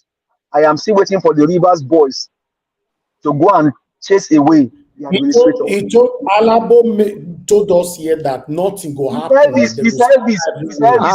is after mineral resources. That is what is I Mr. Elvis, like Black Panther will always say. Alabo is still sleeping as we talk. So Mr. Elvis, like Black Panther. Leave and make him sleep well. Like Black Panther will say, Mr. Elvis. No, you don't even talk. You don't talk. You just let us talk. Please. But Alabo is not saying Baba Tinubu. Oh, so Tinubu has to come, Baba. Okay. No, you know what is doing? What is doing is what Okpolo is doing. Okpolo we kneel down. So Alabo is now kneeling down and say Baba Tinubu is kneeling down. Make with the play. Alabo is interested in mineral resources in Port Harcourt. That's what he's interested in. Nothing else. Well, Onanogo kill me. This is me. We know the case of Fubara. You don't go even die. You don't go die, Oga. You don't go die. But we are still here. I'm still waiting for your Rivers voice. The case of Fubara is a political crisis which they know what they are doing. The same person we are shouting for visited the president to go and kiss his ring. So it's just that what my concern is for our rivers resources and the criminality going on in my state. Well, I have done my own part in my own state. I'm not telling you, I've seen resources. I have raised my voice. I have condemned all these actions. But sorry, Mr. Labo, please, sir. If Mazi Nnamdi Kanu, before the last election, told us that PDC, don't go and take no PDC. Do you think that we know more than Mazi Kanu? Maybe I should just ask that question. Even if you don't take the PVC, did the election did it not go on? The election went on. But see, let me probably tell you what I'm trying to say to you here now. The election went on. Mr. Elvis, every day of my life that I encounter you, I will pray for you. God bless you. You brought here, sir, this INEC man, I've forgotten his name now. You brought him here. Mike Igini came to speak to us here. Mike Igini, if there's any Nigerian that was disappointed about that election, it was Mike Igini. Because why? Mike Igini went everywhere telling us that beavers will walk. Do you know more than Mike Igini, Mr. Alabo? Do you know more than him? Let me let you understand something. Give us our mandate. See, one thing you should understand: we are those the loopholes they left in the electoral reform they did last time. One, the beavers was not backed by law. They did not make the beavers the only process for the collecting of result and announcing of result. That is the only problem we have. So all those loopholes are things we have looked at now, and Nigeria are pushing for it to be backed by law, and it should be the only process for us to conduct the 2027 election. Not one professor will come and write it. Thank you. So those are things we need to understand. Thank you, Najawash, give me 10 seconds. My concern now, Mr. Alabo, is that your voice is not calm like cold water. But you threatened the people that time. Say he cannot try River State people. So them beat and quere like you go say, them beat and were. Mr. Where Elvis, everywhere beat them. whatever thing that happened in River State affect the whole Nigeria. So don't No, see I it beg as not drag if us it's enter my inside. I state. beg, I beg. No, no, affect That you, Nigeria. Don't drag no us affect enter, us. beg. I beg. They all beat you a pa. They It beat you not anyhow. affect you. Don't worry. Tinubu Yes. Another not beat president will you. come through a corrupt way that will Not still drag make us reference inside and here. do the Give me same 10 thing. seconds. Give me 10 seconds. Yeah, speak to Alabo. Alabo, you might not have been privy to have information that other people has. Information is what makes you to come out to speak clearly. But you might dispute the fact of this other person. But don't fall into that cocoon of experiencing something that will not make you move forward. We are telling you, Madarita is telling you, many people is telling you, you disputed the fact that we need an aggressive way to take power. You were disputing it. You can't get power by through them because they've already stolen it, and anybody that steals will not want to give it back. The only way you get it back is by using police. Now you are talking, If you are using Black police Panther. to get it back Now from you are them. talking. Thank Now you, you my are brother. I foresee the now you are talking. Now you just hit the nail on the head. You know what the elephant even said about this druggie? You think this druggie will relinquish power for you? You think he will give you power with ease? All right. What I can see from what is happening in River State is two things. If Fubara succumbed to their satanic wish, they will restore him back. He will be reinstated. But one thing I want Alabo and River State people to understand is that even though Fubara is reinstated today, it's not because of you. And Fubara is not coming to do anything for you or Thank you, anybody. sir. So he will be coming to please. He will be coming to please his satanic principles. Baba Didi, God bless you. I think, Mr. Elvis, I sent you that video. Did you not play that video? Which video? I have Now, already video told you my want to Rivers. I told Which my video? Rivers people already. Which video did you want to send today? No, I think I sent you previously when he visited the Tinubu in London. So even before then, I sensed those things. I begin to engage with. We I see told all of people them. that What me I'm saying now that you are not calm like cold water. You are not Baba Tinubu. That's what you are Mr. saying now. Elvis, don't be Why are every you time not person go Baba they Tinubu? shout now. No, the shout when you shout that time, I even carry headache before they remove him. Or say nothing go happen. Fubara na this and that. Fubara na don't slap una. A wicked slap una for left. Don't forget Fubara even White Panthers, White Panthers. We are in the instead talk about. So all of them don't come, Edo people, they don't they do this kind of rubbish to us. Well, Shomole try this rubbish that time. Edo people will know what we do what the world they do like both home and abroad. What we do them. Mr. But Najawash, I nevertheless, disagree with you. I know say you don't support PDP. But the kind of open rigging that open in what is happening? No, that ring is not concern me. I'm talking about when okay, they no want to concern. remove. You be the same deal with that. No, it's not the same thing. No, please, let's get it right. I'm talking about they were about to remove a city governor, not giving him ticket to run in second term. We stop it. So Fubara and you and other fellow River State people were bulldozed now. You could not talk. So the fresh election I they do, so it not concern me. That one another thing. Now today we see ring for the whole Nigeria. Since Nigeria was created, now ring the apple. We are talking about an elected governor was bulldozed. Plus Alabo was also bulldozed. Pardon me, Mr. Najawash. After the dog bulldozer Alabo is now saying Baba Tinubu. Pardon me, Mr. Najawash. If it was Tinubu that was in power during Buhari, Obaseki will not return. No, you are saying if it is. We are talking about now. Najawash. It's Najawash. What's his name? Gal Alabo. There was a day I spoke about the Rivers people, their psyche in Rivers State. You discounted my fact. What Najawash just said here is a fact. You people could not fight because they've already divided you people with money, and that is still taking place. never sure say they ever buy coffee for Oga Alabo because when he can't take camp this time they come about Tinubu. Me not understand again. You can't even see women came out. You can't say waiting and do for He dey beg. Alabo dey beg. Before they remove Fubara, he dey shake everywhere. If you see they don't feed. They don't feel remove her. They don't feed. You see video this time. Oh, Alabo, they beat you, Shaipa. So sorry. White partner said, we say they don't feed. This is rivers. They don't feed. White partner, where are you? White partner.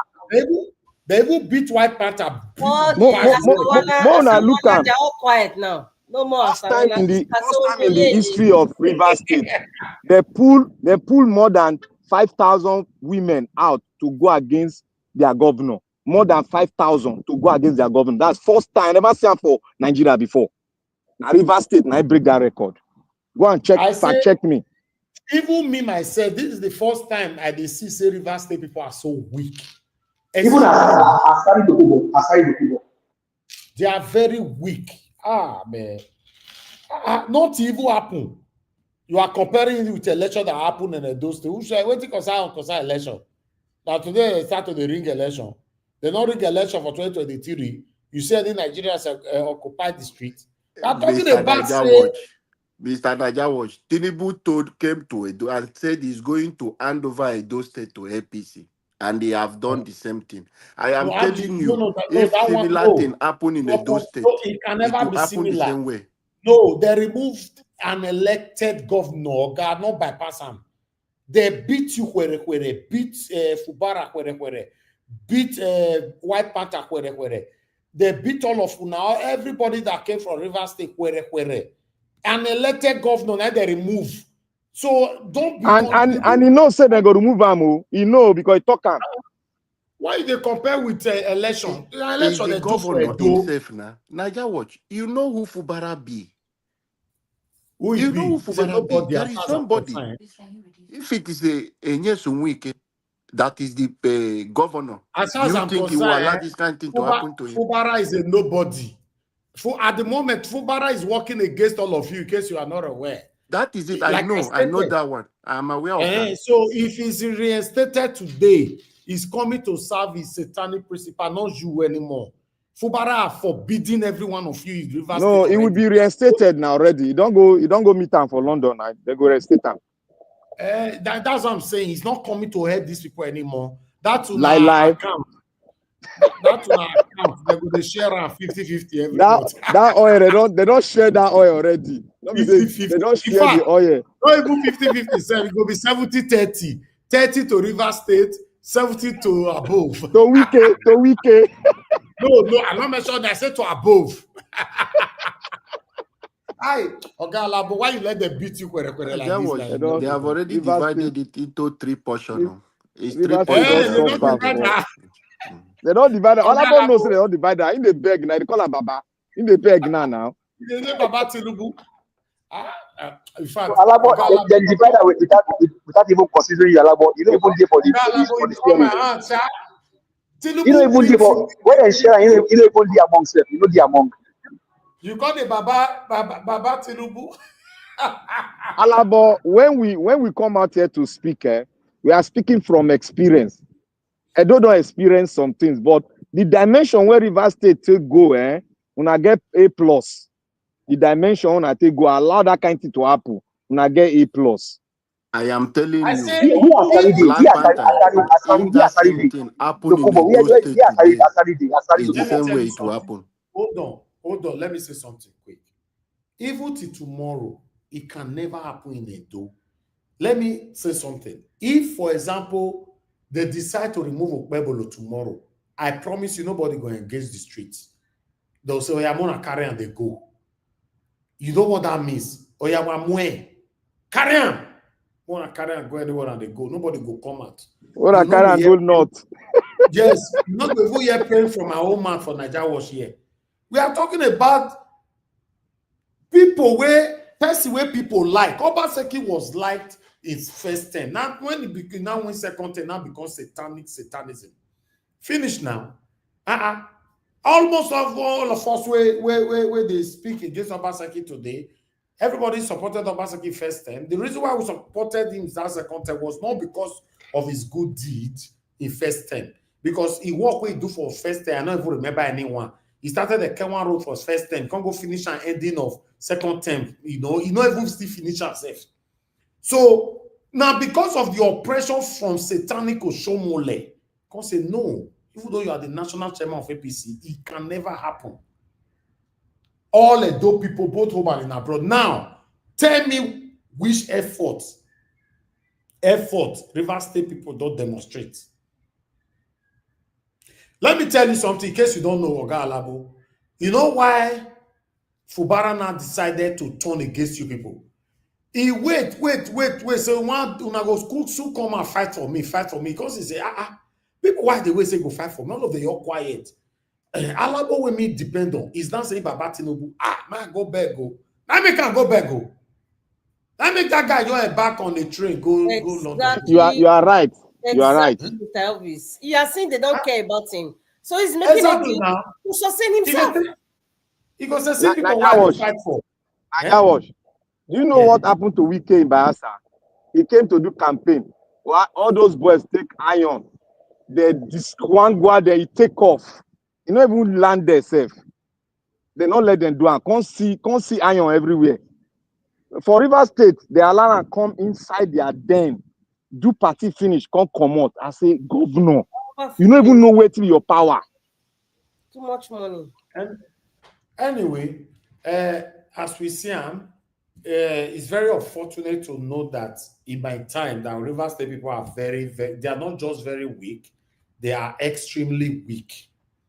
To be honest, this is my first time. Because the way they hear from the all you did their place, these people now no go area, these people they don't they push them. I don't know, saying that just one slap, they push them go work on that one slap. As Tinubu your saying we can make it slap that slap. A power labo for collect, white party can collect. Before even that day where I thought say then lazy. Maybe Alabo they attack me. No, I said it today. I don't stay for the state for 10 years now. Stay that state. Black Panther. Till today, you know, say the voice of our dear brother Alaba, we don't lose him. Not so I didn't know my brother before. The way he continue to talk now, Baba Tinubu, Baba Tinubu. Naija will check your shot. Naija will check your shot. Selfish white Panthers are in-law. Baba Tinubu, white Panther don't enter house. Living law there. This is not the time to play or check anything. You should calm down on our prince. Just check your shot now. Make you see Asawana.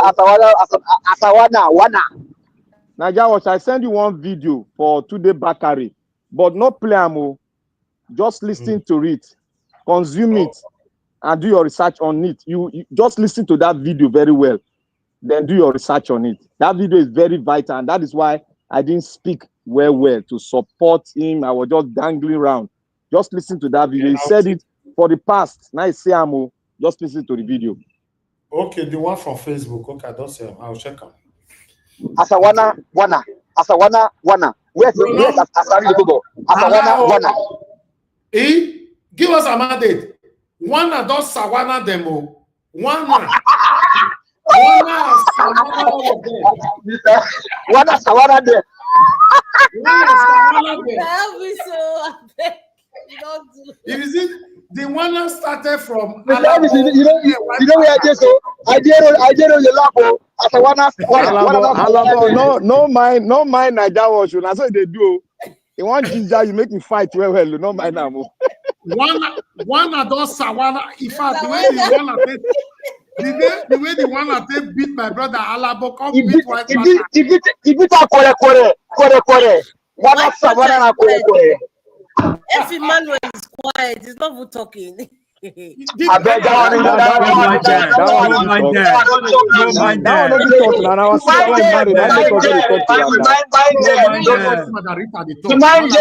you don't chop that soup. They cannot do it. The way Madarita they put this matter, I don't like her. No, Madarita, how can you say somebody is quiet? Person where they slap for mouth. I say me talk. He has to cry now. I want to hear him cry. He mouth bend when they slap her. No mind them, mind them, no mind them, mind them, no mind them, mind them. I'm the one that saw three of our in-law, I beg. They don't mind you. I They don't say live they in don't law. mind you. You know, Mr. Elvis, Naija watch, abeg help me now. Check your chat. Help me, I abeg. say, I don't want to play that you video. don't Don't you play don't am. take on about you don't become a You No know do. be that. plenty Don't now. put your mouth here. I bet tell madam may cook you black soup Alabo, tell and madam make cookie black soup so that you go strong. Stop tell licking madam the say oil. may cook you black soup and a bozi. May you eat and tomorrow come back here and vibrate. All this already they say about Tinubu. If I hear him again, no, Wana don't Sawana. Oh God, you people are not getting it. The way Wana take Sawana, these people, Alabo, don't mind Elvis. Don't mind them. Don't mind them. See this one. See this one. No, that one, our Elvis, sister still they give am power. No mind am. Do you know? Don't mind No, them, wait. our in-law, I beg. Do you know? Say since when they take beat White Panther, he not fit join pan ever since now. He just recovered today now. He's recovering with our sister's black soup. The White Panther and Alabo was beating kwere. You know, say White Panther get linked to Aso Rock. He don't call him brother. I say, oh boy, nothing they happen though. Now the big time he was disgraced. He run inside house. Why? You know the painful part of all this thing now. If satanic Fubara come back now, is that going to be working for the satanic principal? That's the unfortunate part. Mr. Elvis, where's Dukubo? Where is he? That one. They don't give a title now. They don't give a chieftain. They don't give a kingdom. You know if you talk again now. That one. That one will say Tinubu government is the worst government ever. Then tomorrow we'll see change back. Today, Bokuna listen to that. He say, don't be talking for you. This is the worst government. That's the feeling of the job people. If nobody is telling you, as a friend, I will tell you, the job people feel this is the worst government for them. You hear that? Now, so Alabo still vibrate that time. As we they talk now, I need my real brother Alabo back. Not the one we me call the scene now. The voice is too calm for my liking. White Panther, all like I'm here for White Panther. No mind them. No mind them. Alabo is interested in that oil. No mind am. Now oil I be matter. Mr. Elvis, respect yourself. You're allowed to come on you. This Alabo White Panther. Respect yourself before we descend on you. Wana does Sawana of Florida State. Baba Tinubu does Sawana of Florida State. They don't enter house. Baba Tinubu. They beg Tinubu, they call him Baba. You know, see, as an adult week, I go to call him Baba. Who will be a criminal? Now wow. Percy beat you, still they call her Baba. I like that. I know say Alabo. Oh no. But that's how a criminal play. He will make you a clean mind, subject to him. That's how the criminals they play. All of a sudden, Alabo now call Tinubu, Baba Tinubu. Come on. Me surprised. What? Me surprised. Wow. Then White Panther, they often go meet that one for us for America for they tell us if you ever come out again, you are finished. That one, they don't cut in line. They don't cut in line to government house now. They don't cut in line. Exactly. They deal with White Panther a lot before.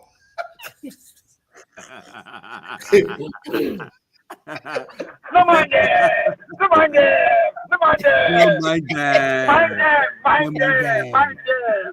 Mind them. Anyway, you guys are mean. No, we don't. We don't deal with them already. We won't leave them. One after one of them. One after one. I know say. Naija would use my video close them now. I know say Alabo go dey wait now. Say until it go happen to us from Benin. In case it happen, we go celebrate. We'll say, oh yeah, Mona carry and they go. We don't need that. Mona just carry and go. We don't need that. Nothing go happen. Alabo, if they carry our own today, instead of us to be angry, we go to celebrate.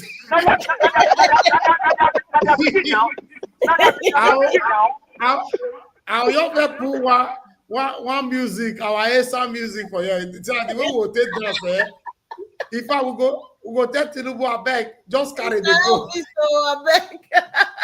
We don't tell her, make it not come back again. Not even sign the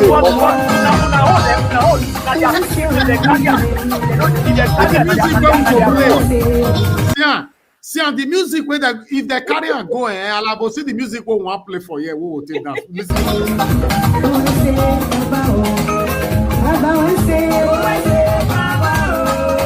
Every bad person.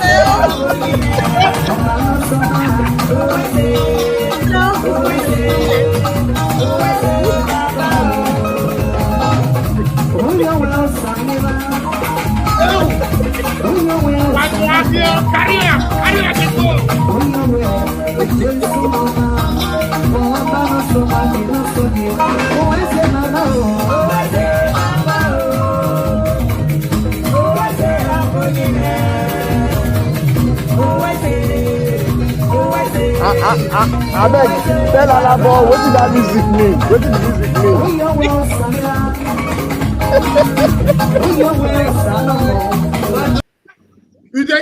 In case you don't know what that music means, we are telling God, thank you so much. Say, Baba Tinubu don't carry Okpebolo go. Thank you. He don't carry a go. Baba Tinubu. No. Already in there for the hands of Tinubu. Tinubu don't already carry him go, so no need to carry him. The music means say Agbado don't carry PDP come up for a don't give on a APC. Don't mind that.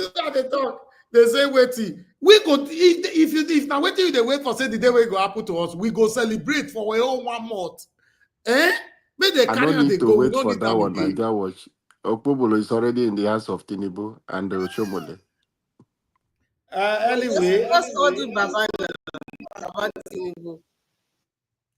Mr. Elvis, what you for able to be yes, Alabo video during that time we don't want to come up Kubara. Mo just cut that video and say vibrate. Book on the player for you. I beg, don't even go there. No, you're leaving because the condition where Alabo dey so now, may not gonna be like say the black soup where Madam cook for her, enough eat her this evening. He go fit add to a problem. We go reduce the problem for her. More reduce that more because if you see now, say the white pattern now don't put that one go one corner. You don't say that one. I only not mind that one can they talk. You don't get ready to talk again. We finish that one where. So from tomorrow, listen, they say it go happen to us. Make Baba Tinubu go carry him. We don't need them. We go celebrate. I beg, thank you guys. We come to the end of the broadcast. Let's round up right now. We're not gonna be like say it can't be as it gets.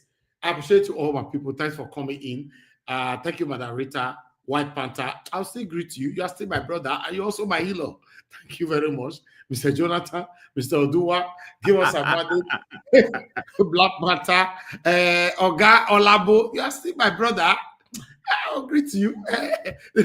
Now condition I affect crayfish. Normally, not supposed to be like this. So let's just take it the way we take here. You know, we'll continue again tomorrow in this country. The things that is affecting us, we think about on this platform. Yes, sir. That oil where they take for Alabo and they pepper. Don't worry, we will console you. Don't worry. Don't worry. If I may, your Kukuma use this music to round up.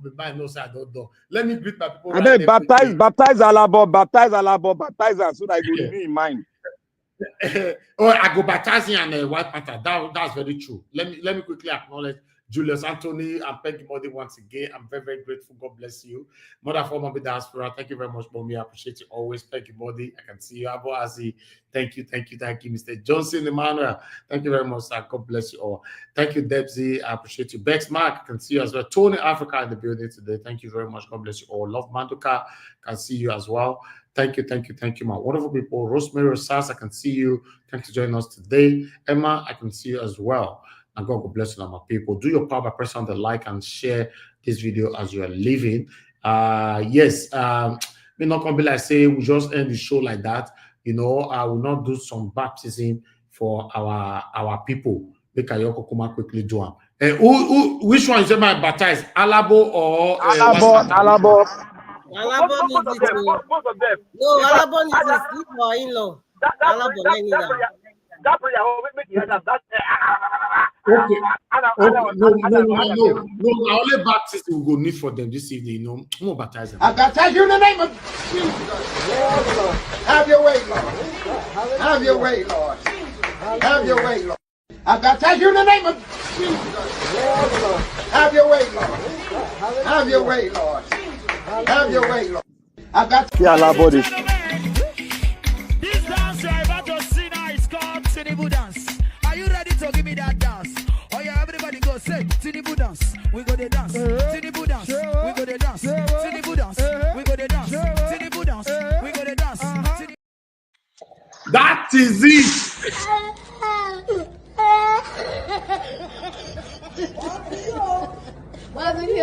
Oh my God. Don't worry. You don't do a brother. Two small picking they laugh Alabo. Oh my God. Don't worry. Don't worry. Come on there. He go round. He go round everybody.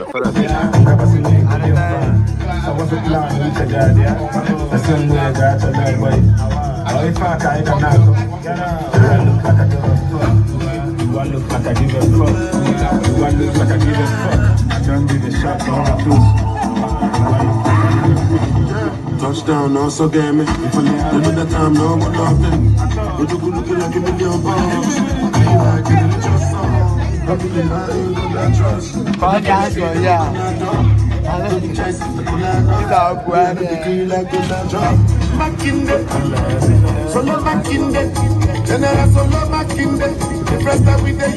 The El-Rufai Kinde for there. You know my style in a photo, and I'm not gonna lie, they go small. Even Buhari dey laugh them. Buhari is dancing for them. Do I look like I give a fuck? Do I look like I give a fuck? I don't give a fuck, so I'm close. No. The beat is just too much. It's too much. Anyway, take it easy, Alabo. He go reach everybody. Good luck, my people. I appreciate you all. And God will bless you. I appreciate. I'll see you guys again soon.